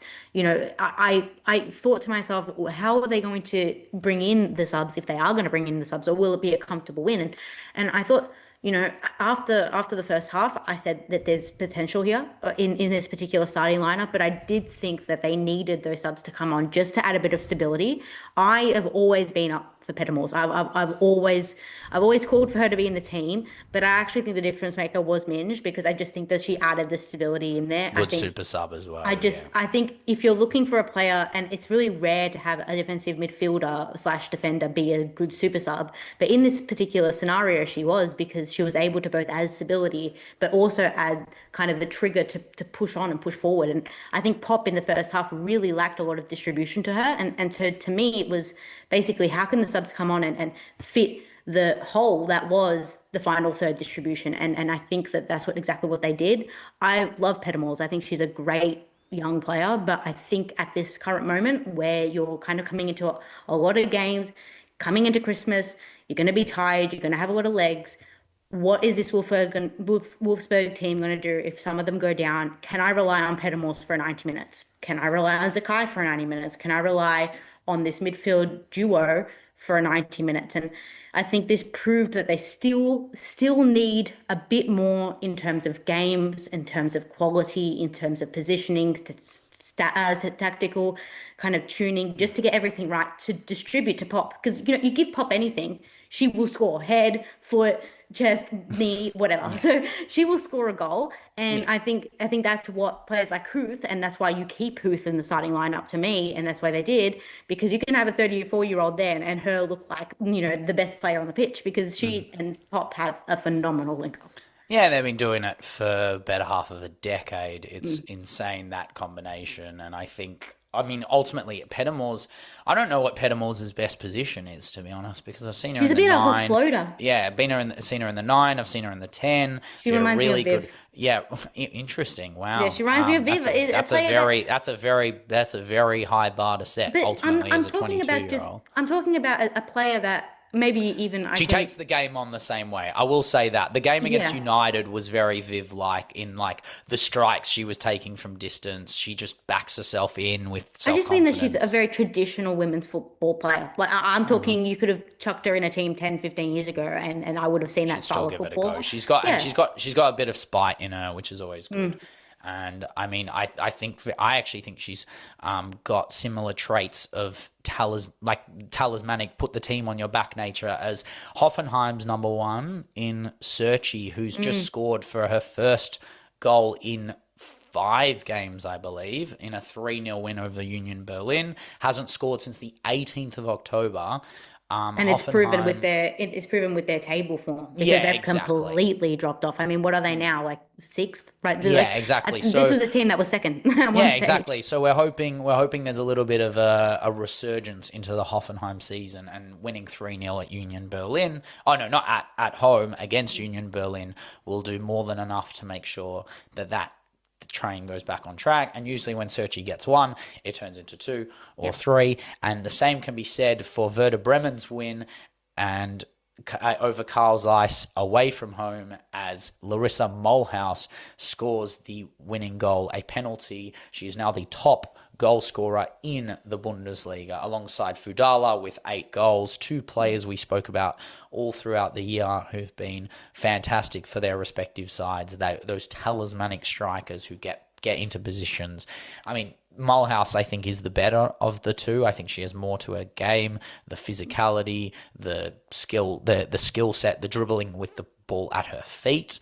I think in close quarters is a lot more impressive, but I also think that's probably a testament to Werder Bremen being better than Leverkusen. I was going to say, I think if we're comparing these kind of high mid-table ballers, I think you're kind of looking at players who are very well suited to the Frauen and how to play and how to kind of exploit the weaknesses of defenses, versus players who are innately talented like Mulhouse, who I could probably stick in any team and could make a difference. So and she's very young. She's not below 23 years old, I believe, and I think she will definitely be seeing a lot of scouts and a lot of agents in this coming window, especially for January, if someone wants to jump on her and needs a bit of goals sparked into their side. But that's all we have for the Bunds. the ARKEMA quickly as Lyon batter Dijon at Dijon. They turned them into mustard. 3-0 win away. It was there. But I mean, the big moments of this game is really just Vicky Bescher being back, playing really well, and Ingrid Engen's first goal for Lyon, which is crazy. I was surprised, honestly.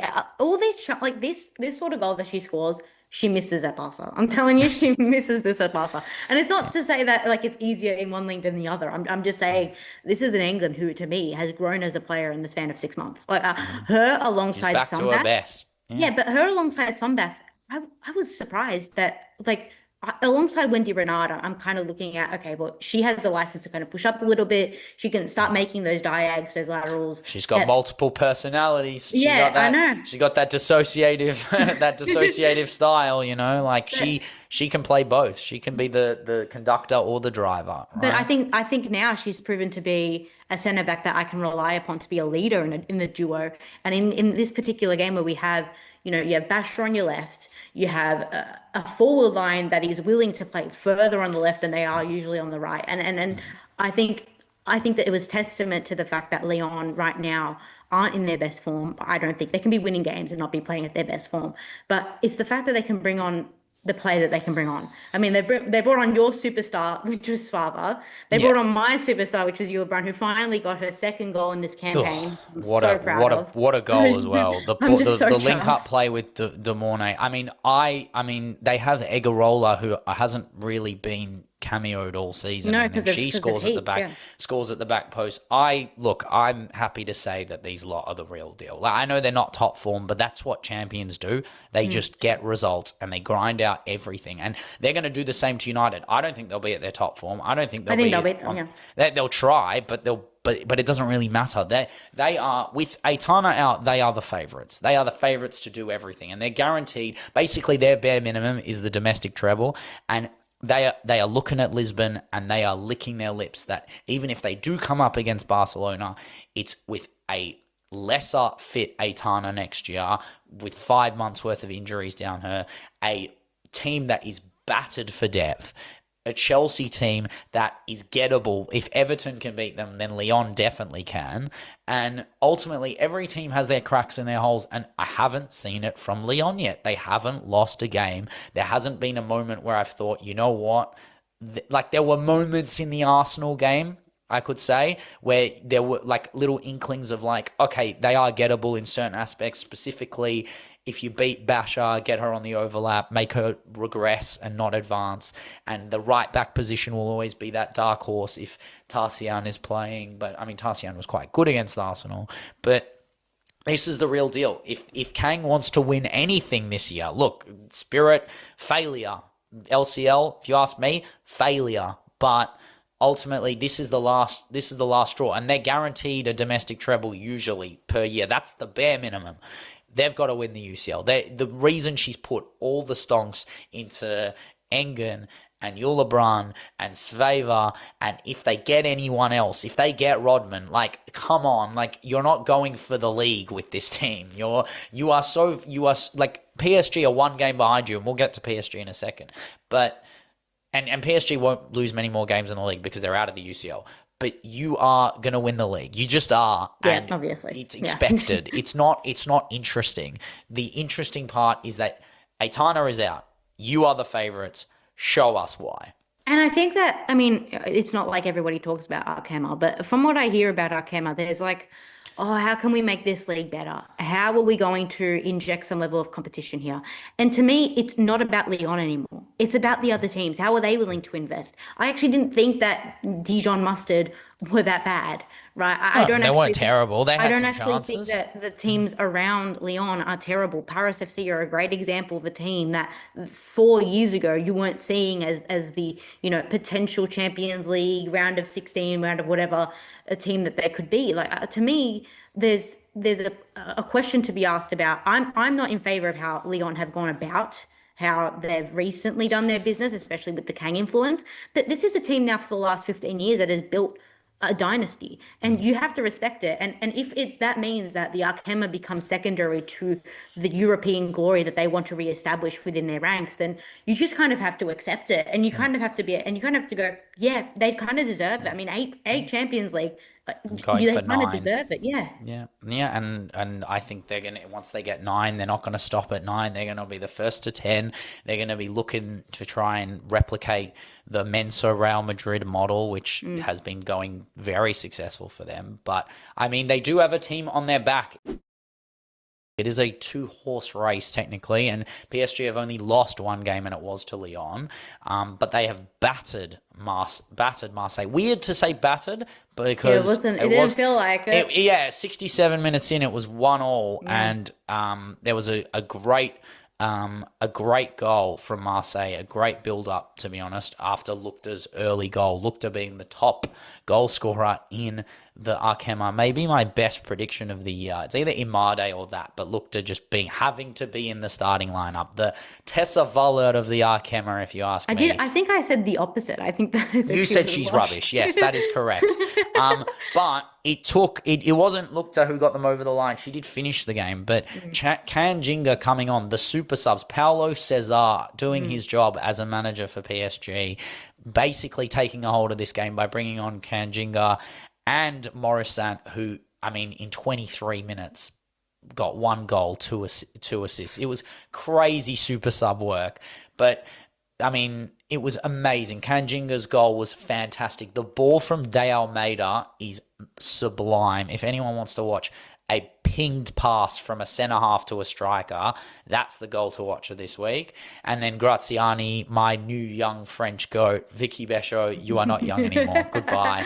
I love you, but you are just now certified good. So I'm now jumping on the Graziani train, who scored her goal and then did a Cole Palmer-Selly as well. Love a bit of Graziani. This girl has got the personality for the ARKEMA, and Mbok and Morissant finishing that off. Morissant actually had 1 goal, 1 assist in 15 minutes. So very impressive, as they won 5-1 against Marseille.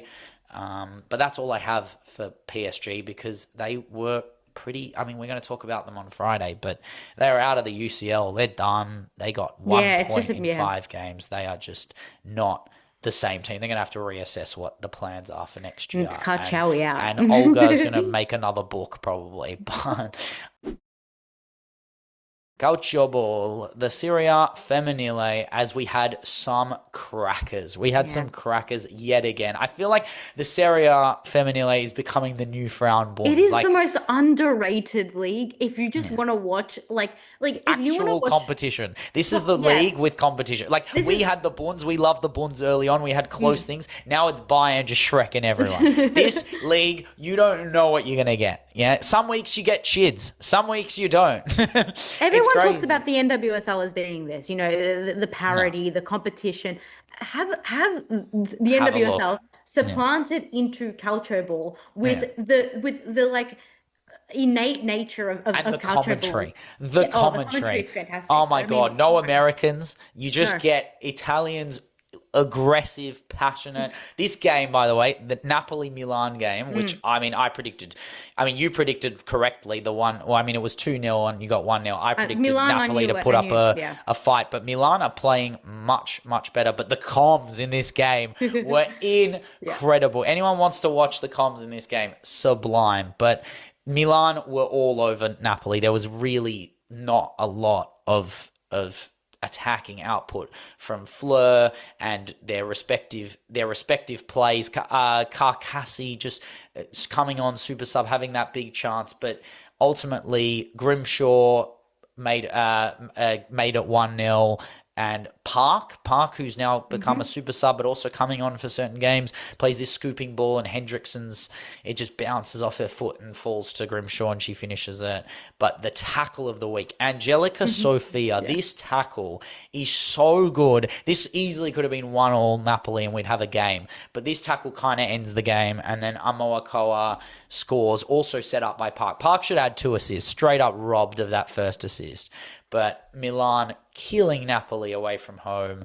And I mean, Napoli just, they were just narrow. They were like, there were clips in this game. The back four was so narrow, and they were breaking. Like, you had the wide wingers. EJ hits the post early on because the wingers play so wide, but then they cut inside and they make a narrow defense look wide because they're splitting this narrow defense in half. And it's so interesting that Milan have the capacity to just take on, not this isn't bottom of the barrel, this is mid-table, closer to higher up the table, top six teams, and play beautiful football. They did it to Lazio. They've definitely got stars in their team that can win games, and I think they're quite impressive. I just really kind of like how Milan set up initially.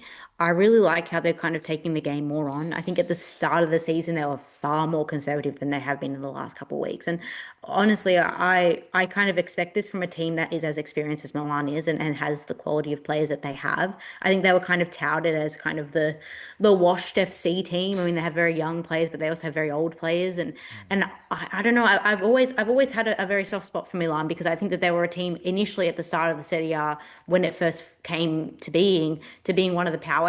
I think they've dipped in the last couple of seasons, but I still think to take a team like Napoli, who's had a pretty good run out of nowhere, in my opinion, I didn't necessarily see this coming from Napoli, but to take a team on like that, to have a very convincing performance, arguably one of the most convincing in the week. I mean, we'll come on to other results later, but I don't know. I was surprised. I was less surprised, honestly, by the Inter Genoa game. And it looks like on the table that they're closer than they are, but Inter just completely outclassed Genoa. Oh, my God. I mean, Tessa Vallert again. Yeah. Now, a top scorer in the Femminile as well. Makes sense because they are... I stand by my comments from weeks ago. Tessa or bust. But the midfield performance, the five, I think they play a 3-5-2 anyway.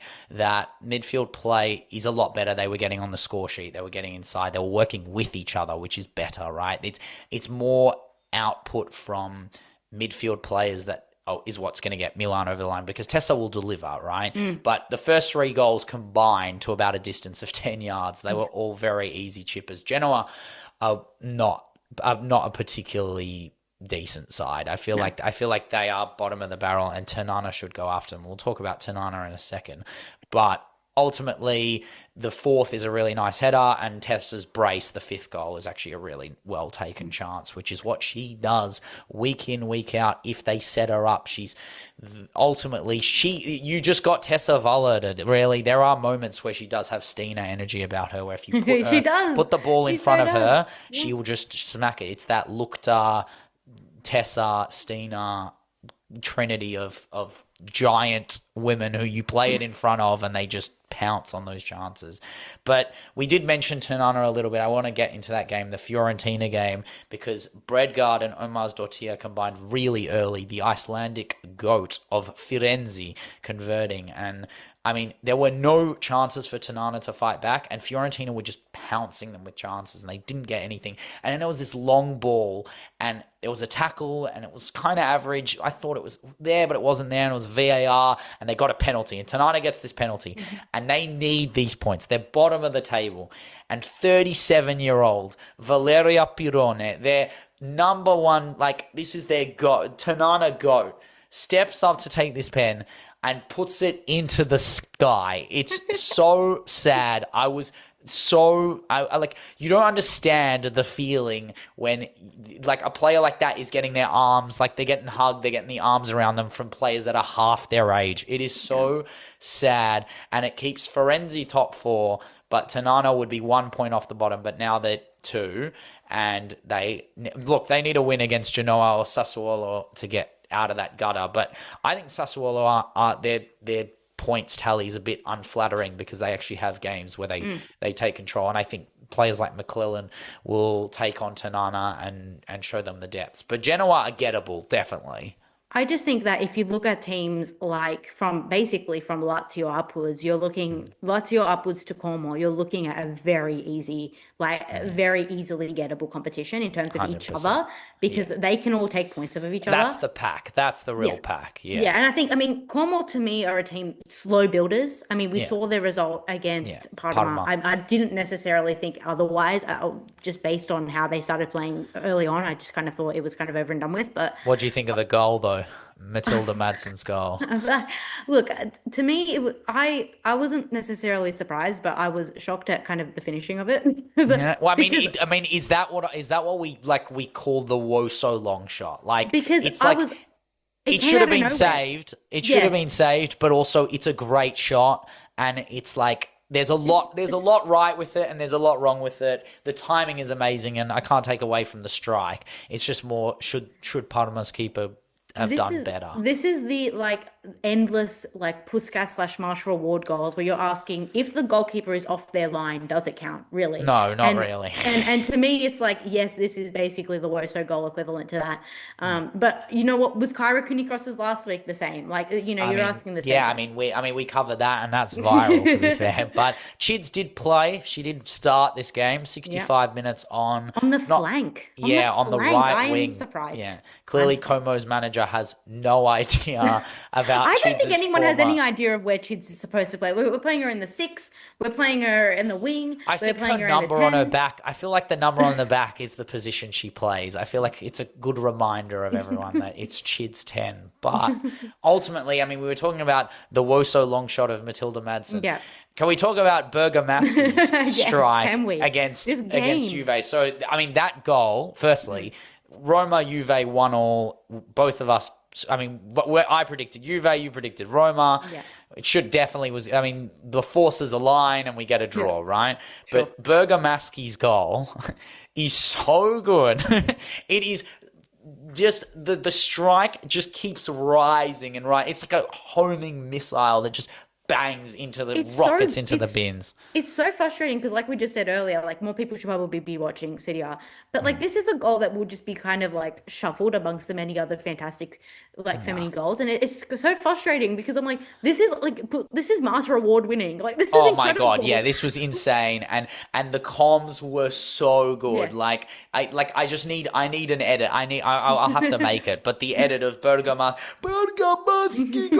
goal. Oh my god, it was just running through my brain, and then the music was playing in the background at the stadium, and like the way she celebrated as well was so nonchalant. It was like, I'll do this every week. Like, this is it. If they won that game, I would have been like, this is like title ending. Can we just say she doesn't do this every week? She does not do this every week. I've never seen Bergamaschi. No. I don't think she's ever hit a ball sweeter in her entire life. And that's fine. And I don't think she ever will. No. And that's okay too. But it was a ridiculous goal. And it took Juve a while to get back into this game. It took till the 70th minute for Pinto to finish off a goalie rebound. I feel like it was I mean, it was a super sub, but I feel like Boldy could have done better. But Godot's run to get the ball through the box and then whip it across was very impressive. And then Krumbiegel had the last chance for Juve, and it was a good save by Boldy.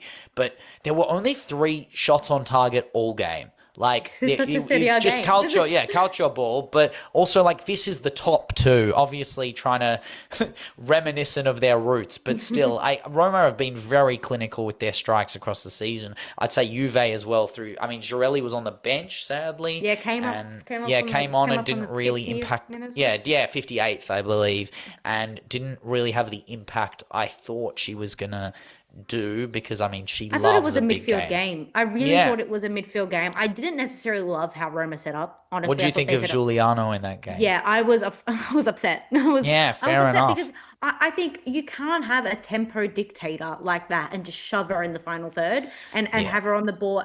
The least I've seen her. I mean, how many touches are we asking of Giuliano in this match? Like, I'm not necessarily thinking that she has to be on the ball all the time, but I'm kind of wanting her to get at least more than 20 touches on the ball, and because she's the one that sets up both the defensive trigger to push forward, but also is the one that's distributing forward into the way she was playing earlier in this season was like Mariona 24-25, and this game was like Mariona 25-26. This is it's a fantastic example of Mariona who plays on the wing for Spain, and then Mariona who plays in the center for Arsenal. And I think you can't don't mess with what's not really broken. I don't think they're literally, they are so unbroken. Actually, this draw, albeit like disappointing to get the points taken from you, this draw keeps your lead, and this also keeps Juve Juve end up third because Como's win actually takes them 1 point ahead of them. So it is a very successful result for them, keeping Juve out of harm's way for Roma. And ultimately, Roma coming up against Chelsea this week in the UWCL. This could be the end. I can only pray. I mean, you can only pray, but the reality is that if they lose to Chelsea, which is probably inevitable after what happened at Everton, if they lose, this gives them the league. This gives them the focus, and they want to take on this league, and they should. I mean, from the position that they're in now, I know it's early, but this is the chance to take it on and you've set up a good barrier for yourself. You've got Juve out of the way. Now is the time to pick up threes, maybe 7 to 9 points in your next 3 games, and show the level to the opposition that you're going to have to try and chase. But yeah, I just wanted to quickly mention Lia Valti. Yes, she actually had a very good game. She had a fantastic game, but she's playing 90s again, and that to me, I mean, I'm always going to be a Lia Valti fan, more so because she's Arsenal, but even before that, I've always been a fan. And so to me, 6 games, 3 starts, and I just wanted to be playing far more consistently. I think she's the metronome in that Juve team, and I think she's arguably one of the best midfielders when it comes to stability that you'll get, and that's basically what Juve need now, especially in the Champions League. I mean, yeah, I kind of thought she was the best midfielder for Juve in that game. Yeah, I agree. think, however, it was very a defensive performance, albeit a lot of shots off target. Roma did have the brunt of the shots, and she was setting up long balls, and she had some good recoveries as well. But ultimately, I mean, the best of Lia Valti is up the ground, obviously. I think of the best of her moments at Arsenal, even the best of her moments in a Switzerland top, are her either recovering the ball in higher up positions so she can set up the pass to assist or play someone through easier. Like, I know culture ball is a bit different because they really try and funnel the back line, but ultimately, look, it's a new place, it's a new system to set up in. I think it was going to take time for her to mold, but she definitely looks better, looks more comfortable in herself. And I hope I hope she doesn't turn into a 6. I hope she actually sets up. No, it's too late. Like, it's too late, Ben. She's going to be the 6. Then she should go back to Arsenal and be the 6. Thank you. That's what I've been saying. We should have never gotten rid of her in the first place. That's fair. I mean, we can end it there. That is the perfect way to end it. Is Leggy crying out for Leah? I don't want to even talk about it. It's traumatic. But I mean, speaking of traumatic, we are going to move to the dub, where we won't get to your trauma just yet, but we're going to get to my team beating the Knicks 1-0. Smash and grab that drone. You can put as many drones in the sky as you want, Priestley, and you can check how we're going to play, but no drone could have stopped that ball from Apostolakis going across the goal, pinging it. Ott and Stott, the way we play, Ott and Stott, who've been legends for this club at this point, doing the business time in, time out, and, I mean, have had amazing moments for City. But, I mean, this game was kind of interesting because we haven't played in the league in about 5 years. But ultimately, we came in, and we looked rusty as crap. Holy moly. Grace Jail and Brooke Nunn looked like it looked like prime Emily Gilnick and Lisa Devanna, like cooking the living melt out of us. The amount of shots they had. I mean, thank God Melina Mirez was in goal, saving everything. But like especially the one to stop Elliot, with the combination, Elliot and Nunn looked really, really good together. And I mean, we got very lucky. Stott was great, but ultimately, I personally think Mirez was man of the match. I think she just made too many saves for it to not be her. I kind of wanted to see a little bit more of the two Max. I feel like Shelby has been better. I feel like Buttress was really good off the bench, and obviously Apostolakis probably nailed on as our starting 11, just the way she's playing, the technical brilliance. Yeah. But ultimately, we take it. We've played 3 games in the dub in 6 weeks. It's absolutely splendid. We have no idea where we're going to end up in the league because we're 3 games behind your lot. But at least we're not your lot. Okay, so to preface this game, right, Yeah. the rogue time, I believe it was something like 5 o'clock on a Lovely. Friday. 5 o'clock on a Friday. And I was sat down and my parents actually weren't home. So I had to sit through this alone in my house. And I'm thinking, okay, well, Canberra's not the most fantastic team in the world, but they've got in a bit of run of form.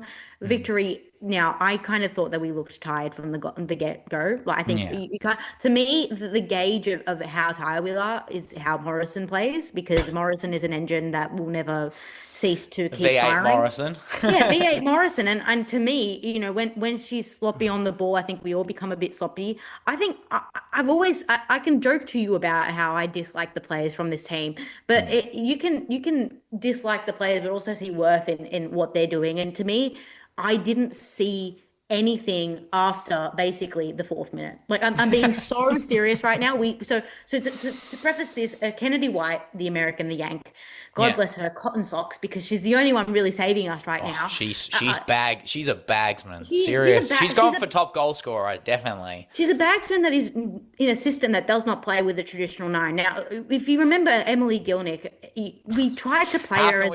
How can we forget Emily Gilnick? But if you remember Emily Gilnick, she's a player that changed with how Victory changed. And I think that's one of the things that we can appreciate about Emily Gilnick is she's a very adaptable player. And I think that's come from the fact that she's gone overseas and come back and then gone overseas and come back. And she's bringing all that to the W League and to the teams that she's with. But to me, in my personal opinion, I'm looking at the dynamic between Lowe, White and Furphy, and then our kind of wing back come midfield, left and right midfielders. And I'm thinking to myself, it's so forced. It is kicking for the sake of it. It is runs for the sake of it. It is gassing your tank out. And what Canberra showed was when you actually settle and you start playing decisive balls forward, you're going to get the goals and you're going to get the score. You're going to get positive response on the score sheet. And I think what it showed from Victory was, as we said, tired victory is going to mean a sloppy victory. But I also think if we look at the stats, I mean, 12 shots each, it just kind of depends on efficiency at this point and who can get those shots on target into the goal and who can't. And at this point, it was Canberra, 3-1 win. I wasn't surprised, but simultaneously, I wasn't surprised in game. I was surprised if you had told me, you know, from the 0 minutes and then from the 4th minute, that the 90th minute we'd be losing 3-1, I'd be surprised. But it was pretty much a downward spiral from the first goal in the 22nd minute for Canberra. I mean, I feel like it should have been. I feel like the score is very flattering to Canberra United. I feel like there were moments, and I think that has been the story of Victory season, is that when your players are clicking and firing, you have Policina on the score sheet, you have Furphy setting up players, and I just think your wingers don't have the confidence that Kennedy White does now, and Kennedy White is playing with a level of confidence that you need to be Victory's number 9. That's what you've got to be. You've got Victory, whether it be Menso or Woso. Obviously, you haven't had that traditional line, but you need someone who you know is going to score every week, or you have that feeling that someone's going to do it. And I feel like Polly's a 1 in 3. She'll score, but she should set up 1 in 3 as well. So she should be getting a goal contribution 2 out of 3 games. Okay. But Furphy's got to be scoring those chances. That first chance of the second half, that's a winger's dream to get that ball played to her. And I mean, it was a good save, but it was a good block, to be honest. But ultimately, that's a chance you got to take, and you got to take it earlier than that. And I feel like it will be chances go amiss. I don't know what Victory's goals are for this season, but ultimately we were finalists last year. Yeah, ultimately it's top. Yeah, ultimately it's top 4, and it's probably going further in the competition and presenting the challenge. And you have players to present those challenges. I just think there is a little bit of a, if it's not us, who do we go to on the bench? If it's not the players on the field, who do we look to? Who's the player who's going to pull? Yeah, who's going to pull us out of the hole? And I think that's what is endemic in a lot of teams ultimately in the dub. I mean, if we're looking at Sydney FC, Western Sydney, I mean, they had a derby that I mean is always coined as the best derby in the league. The Sydney derbies are the best. Waffle, especially in the dub. It's City and Victory is the best derby in the league. Well, it never really used to be though. I mean, yes, you can go back to the dream teams of City, and I could do a whole podcast on that. But even now, like, who would you say is the best derby? I think that there was a time and place around 4 years ago, 5 years ago, where it was Western Sydney and Sydney. I think pre-COVID was that their time, basically dream teams, fantastic teams. But now we're looking at teams who, in my opinion, Western Sydney are a fail, just a complete They're fail. a weird institution. It is an institution that it's like the opposite of Kang, where it's like. Whereas like they tell you that they put so much money in and then get nothing out of it. And then Sydney are like basically like we don't really know what we are, but we kind of just keep playing. We kind of just keep going. It's just like a steamroller going very slowly, like without really direction, but it's got a purpose, and that purpose is to inevitably do something in the league. But I mean, to me, it kind of shows that there's no pressure in the dub. Sydney FC 2 seasons ago were champions. Last season they didn't even make the finals, right? This is a W League. It's a thing that just happens. It's the perpetuality of nothingness. There's no pressure. There's no genuine response to how teams are playing because it's cyclical. It's like, oh well, because the dub is perpetual and cyclical, you're getting the same teams over and over again, unless one comes up, and that one team this season for me has been Brisbane, because on the ladder they're second, but I actually think alongside your lot they're the best technical team in the W League so far. I think Janssen, I wrote in the sheets right here, Janssen could have a shit show for the rest of the season and still be the best import to come in the W League. I think in the past couple of seasons, she brings a level of European flair, of European stability, of tactical efficiency that her and Sean Fryer and the forward line of that team can just, like, they just ooze that. They feed off of that. And Janssen, I mean, has been just absolutely incredible. And I think she's spurred this Brisbane team onto a 3-1 win against an Adelaide team who's not cannon fodder. They're fine, but they've just been doing this against most of the teams they've played up against.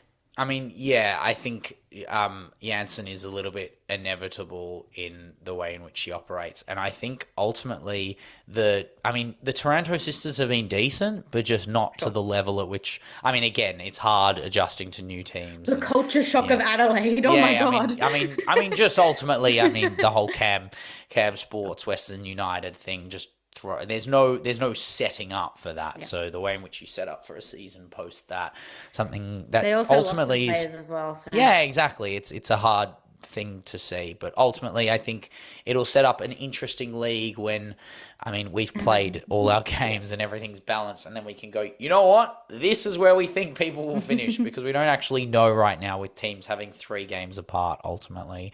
But that moves us out of the dub and into our predictions 10. So we're going to do a rapid fire, similar to last week.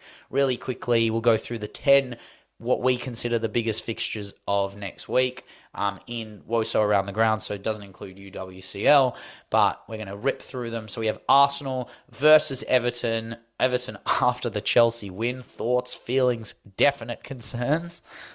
No, I'm gonna go against the grain here and say I think that Everton have put a lot of emotional and physical effort into that Chelsea game, that I think that they will be inevitably tired and a bit of a hangover post the fantastic result. So I'm going at Arsenal 2-0 Stina tour, but I also think Russo needs a goal, so I'm going to give one to Russo as well. So 2-0 Stina Russo. See, I was going to say.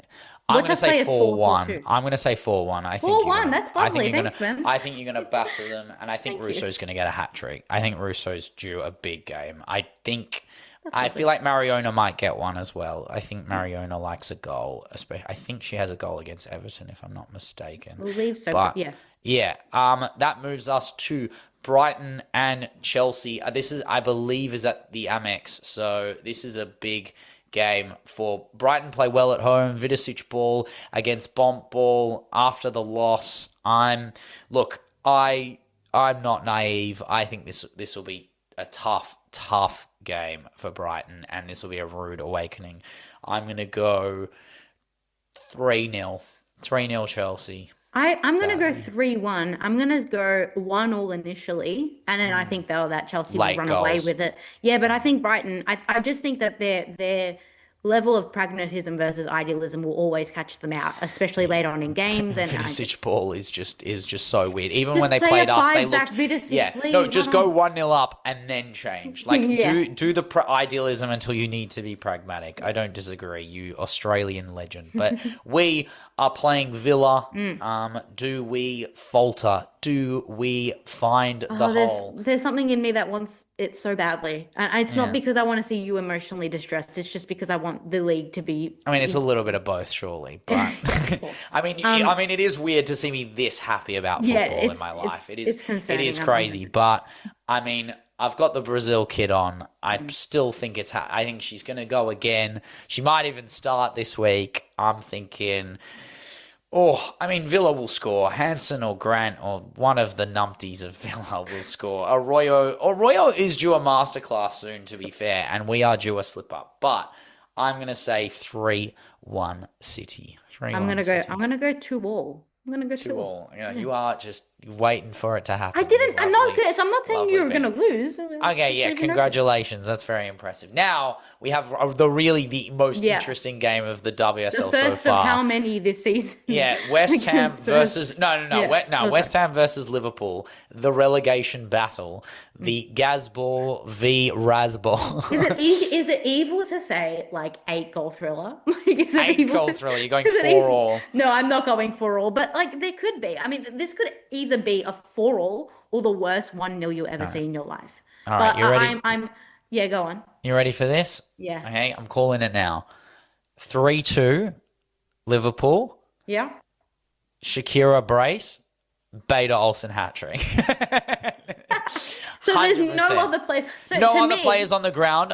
Lily Woodham 3 assists. Okay, so to me, the perfect way to describe this game is, do you remember number game in like youth football? So you pick a number of and it's course, like like you're number on two, soccer, you're on number two. soccer, number yeah. This is how I want this game to be played out, but I just want it to be Shakira and Olsen, And just Olsen, 1v1 each other. Just the whole pinging time. the ball from halfway. No, I think that this is going to be a 2-1 for Liverpool. I think it's a late Olsen winner.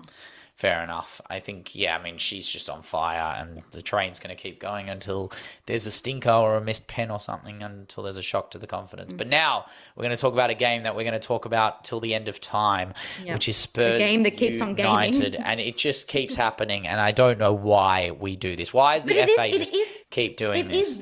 Like, these two teams are kind of very similar if we're talking about women's football. Like they are just those like 4th and 5th teams, like if we're thinking about it. Well, now the 5th and 6th teams, if you ask me. But like I think this. You know what? I believe it's Spurs at home.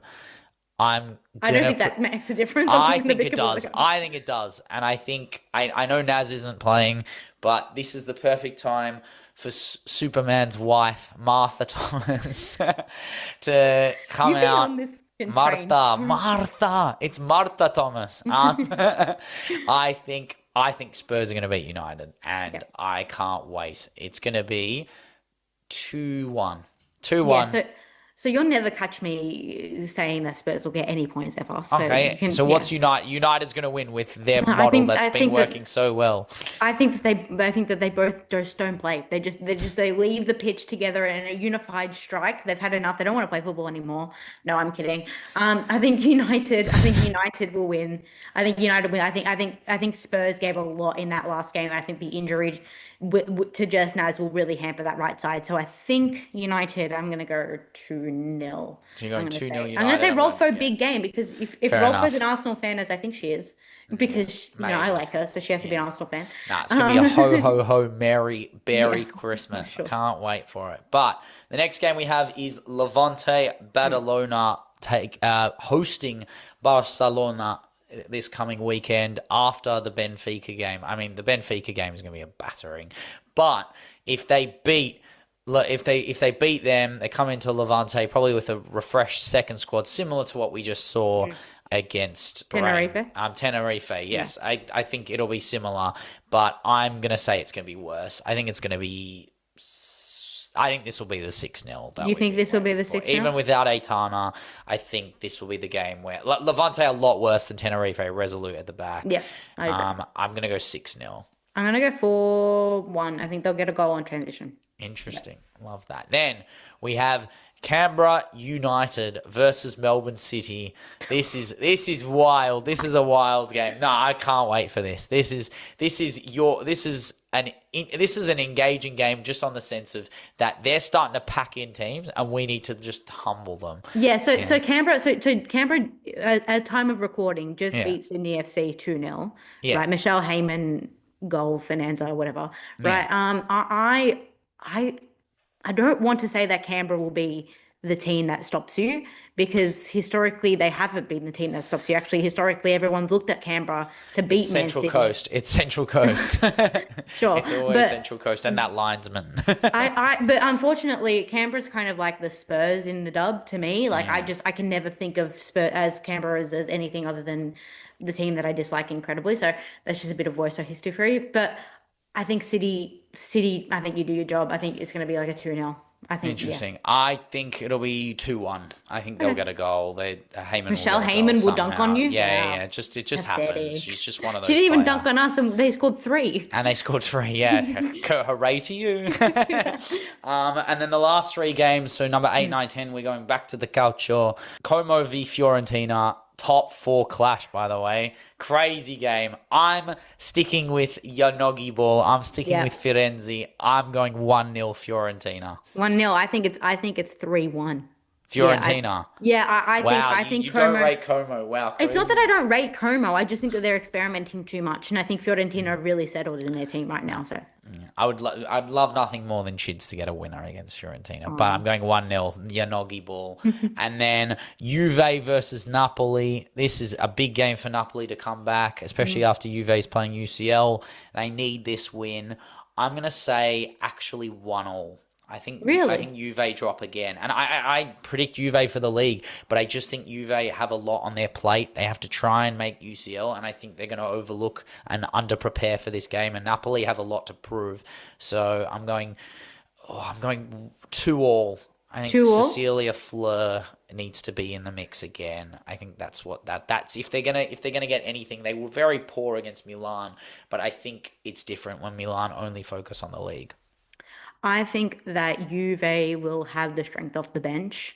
I just think that they have the depth, and I think that midfield might overrun Napoli's. So I'm going 2-0 to Volti goal? Volti assist? No, Volti stabilising the boat as Fair everyone enough. kind of speeds off. Volti clean sheet. Yeah.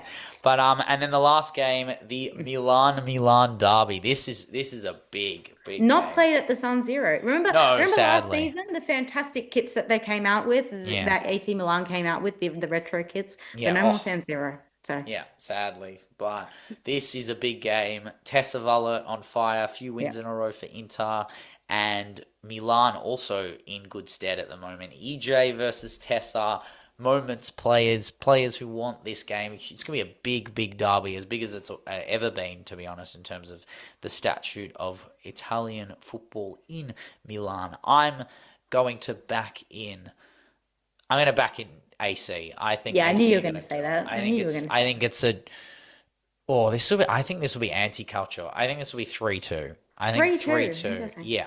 I've gone 1-1. I think it's going to be a bit conservative. I think they're going to be a little bit scared which one's going to pounce first. I think it might be like 50 to 60 minutes we start seeing an opening up, and then that's where the goals happen. But I think right now I don't think any teams can afford to drop points, and I think that's kind of the mentality going into this game. Yeah. That covers our predictions 10 as we move into the Benchwarmers Awards. We have never bench again. And I never thought I'd see the day, but I have Liv Smith. I just think you can't bench her anymore. The mentality, taking a note of my book.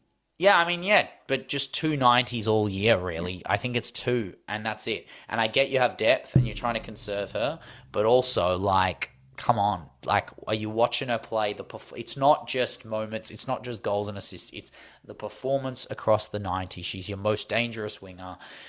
Just don't bench her, Renee. Come on. I said this when Liv Smith. I said this a couple of weeks ago when Liv Smith didn't even get GA on the game that I asked for her to never be benched again. Because I think that the impact that she has, the momentum that she can take, she can bring nothing and turn it into something. And I think that motivates the whole front line and the whole team behind her. So, definitely. Yeah, I agree. My never bench again. I've done it again with a Chelsea player, and you might be like, "Is this another curse, Leggy? Do you want them to lose again?" And I say, "Yes, I do."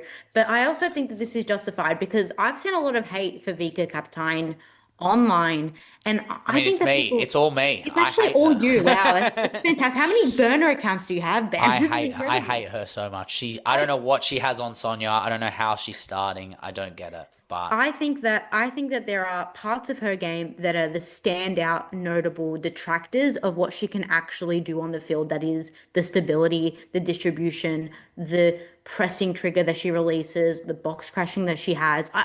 I think that the formation that Sonia lined up with in this specific game, we obviously talked about it, but it left Walsh exposed. And the player that you need there is Cuthbert. Yes, I totally agree, Cuthbert. I mean, obviously she couldn't have played, but the other player that you could have played that I know is injured, but I think is a player that is so valuable is Kaptein. I think she's both defensively solid, offensively solid. I think she is young as well. She has a lot of work to do when it comes to her overall game, but I don't know. I'm starting to rate her, especially when Chelsea's whole team are really faltering at the moment. Yeah, look, I know I understand it in the sense of like if CO was match fit and getting Yeah. minutes time and time again, I don't think it'd be a question personally. I think CO is so much better than her. Sia would have But been. It's just I can't say that it's she'd be weird. my It's never. weird she's been iced out of the team. I just can't because I don't know what it is, so I can't say that her never benching him I don't because I know haven't seen enough of her if this yeah, no, season. but you can't say never bench again because she's not playing, right? Yeah, exactly. It's not she's just not playing. There's no reason to say she shouldn't Yeah. be benched because she's not giving a reason to say she shouldn't be benched. Mm. And it's not her fault. I actually think it's Sonia's fault. And if I was CO, I'd be furious or looking for a move in January because you're better than this. Come to the You're Arsenal. arguably Germany's most important player in the midfield, Yeah. and you're sitting on the bench for a 19-year-old Dutch player. And it's just not good enough. And I mean, never bench again. I understand why Kaptein's there because very reactionary to the game that's just had, but I think she hits the post too much. I don't think she's clinical enough. I don't think. But at she's least got the she killer. tried. At least she tried. I mean, that's What- true. That's true. Before she came on, who in midfield was doing what she? Well, was Kira Macario's not a Goldstein? midfield. Macario's not a 10. Exactly. Like that's the reality. She's not an 8. She's not a 10. They've got. She's mischaracterized Macario. She's no longer that position anymore. I think even for the US women's national team, she's going to play up front, and that's just how it's going to work. But ultimately, I mean, I would love Kaptein to never bench again because I think she's average and keep playing her, Sonia, because eventually one of those posters will go in, right? Maybe when you're knocked out of the Champions League and you come third. But super sub of the week, I mean, I could have said Echegini for absolutely balling out in Paris, but it's so obvious. It's yoga. Quiero. It's, she's quiero bonito. The brilliant performance she had in Leicester has to be down. It's the easiest choice for me. But how about yourself? It's gonna be no surprise that I pick my goat, Stina Goat Stenius, the ultimate super sub, the best player in the world, the best player Pina ever, says otherwise. the best player ever. I think. Would you rather Pina as a sub for Arsenal? No, because we have Stina Black Stenius. No, but imagine you had both Stina and Pina. I'm picking Stina. I will No. back You Stina. just had both together. I don't care. Pina benched. Pina, we can sell her. I don't care. Start, bench, sell. Pina, Start, bench, Stina, sell. Serena. Start, bench, sell. Start Stina, bench Stina, and then sell Pina. Because to me, Stina is inarguably one of our most valuable players. Why wouldn't you just start Pina, bench Stina? I don't even care. I don't even care if she's offside 1,000 times. I don't care if she gets dunked on. I don't even care if she doesn't have a left foot. I don't care. She's the best player in the world. And I've said my Sounds piece. like it's like 10 things I love about you. But speaking of the opposite, who's your come on the pod? Yeah, so this one you're gonna hate, and it's very reactionary. But I'm gonna. I don't think I'll ever take this back, and it's Sandy Baltimore, because I'm sorry you may look at that performance and be like it's a world class player, and they've just had a bad day. To me, this is a world class player who's had too many bad days. It needs to come on the pod and explain to me why she's not defending anymore, why her running is so lackadaisical and lazy, and why she finds the need to be above the team that has offered her so much when it comes to availability. I could say all those things about Katie McCabe. Why do you literally just hate Arsenal? It's okay. You just have the anti-Arsenal agenda. I don't have loving feelings for Baltimore either. She packed us in a game last year, to be honest. I could have said so many more evil things about us. Good afternoon, Baltimore, to be honest. But no, I mean, no, I get why. And you know what? I love it. I kind of rate it. But my comment on the pod is not a player. It's an Instagram account called 433 Women. And it's for posting about Celine Bizet's pregnancy and saying that their pregnancy will be a future star incoming. Why? That is disgraceful behavior. I'm sorry. Do you have to understand that human beings have free will? Stop saying that unborn children are going to be ballers. They can be whatever they want to. You know, they can be not footballers. They can go into any other sport. They can hate football. They can be Arsenal fans if you really want them to be. I didn't say that. That does not represent the Benchwarmers or the Benchwarmers property or sponsorship. But the 433 Women need to calm it down. When a person has a pregnancy, congratulate them. Don't say that their child's going to be at La Masia. All right, like we get it. They are a woman in football who has a kid. They are not breeding the next generation of footballers. I'm sorry, that's not okay. Can we say that we hate the 443 posts, but simultaneously 443. Yeah, I hate 443 and 433. Sorry. Can we simultaneously say that we hate the 433 posts whilst also loving the template that Soccer Donna comes up with when a player is pregnant? It's like they're being transferred to pregnancy. It is funny. It's like a loan. It's like a loan out. Loan in. But my God, honestly, if anyone from 433 wants to come on the pod and tell me who's in charge of telling me that there's futures, about 433. I mean, wait till Rising Ballers posts about Celine Bizet's unborn child. Celine Bizet has two left feet. Oh my God. Celine Bizet Jr. My God. I mean, that wraps up a quite eventful Benchwarmers Awards as we move into What Would Kang Do, the final segment, number 15. And as we know, every 5, we got to sing about Kang. This is where old tricks start to reveal themselves. Another 5 weeks have passed. A rough 5 weeks for our girl Michelle. More investment with the Kang Institute being announced. Another 20 mil from the bank account. Where is she getting all this money from? What do you mean, where is she getting all the money from? The question is, why isn't it 30 mil? But the Kanglican Trinity needs some work, right? So we need some passion and feeling. And if we want to take over Woso the way she's intended to do, I've written a song to inspire Kang to just realize that it will be okay if she just keeps doing what she's doing. She's just got a Kang, yeah? And this is not at all inspired by any concerts or festivals I've been to recently. But we have a cover, and I'm very excited to once again sing on the pod. Second time on the pod. Just for the masses. Second, and you get 2 in 2 episodes, which is crazy. But this one is a little bit easier to do, I think. It's not, we're not rapping away. But this one is called Just Kang by Lady Michelle Gaga. All right, we ready? It's a 1 and a 2 and a 3 and a 4. London, Leon, Washington, Woso, running the game, oh, Woso, I have a little bit too much money. Spirit lost the final 1-0. It's not funny. Leon is okay, but lost 3-3 to Juve.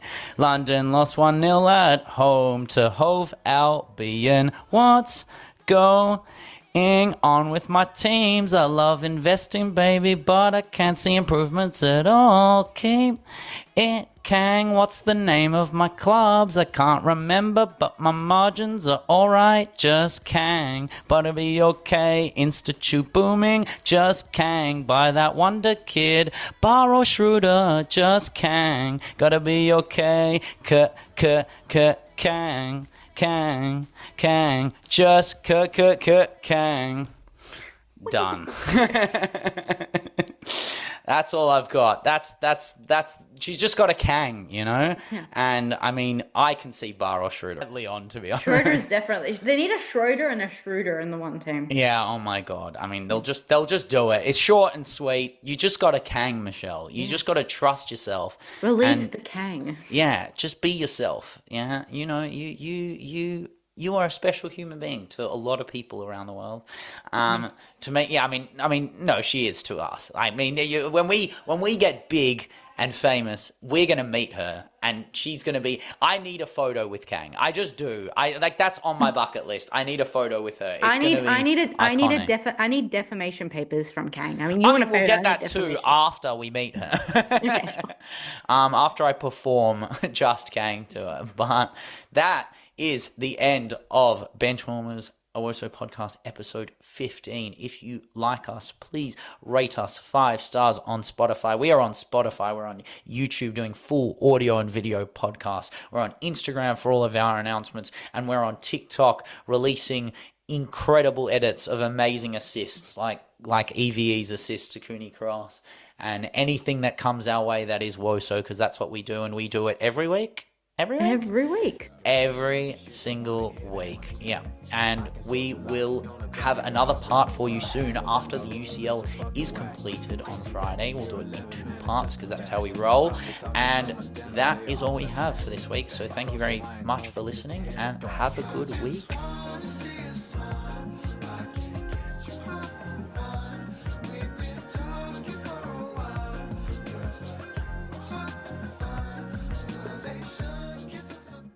Doing?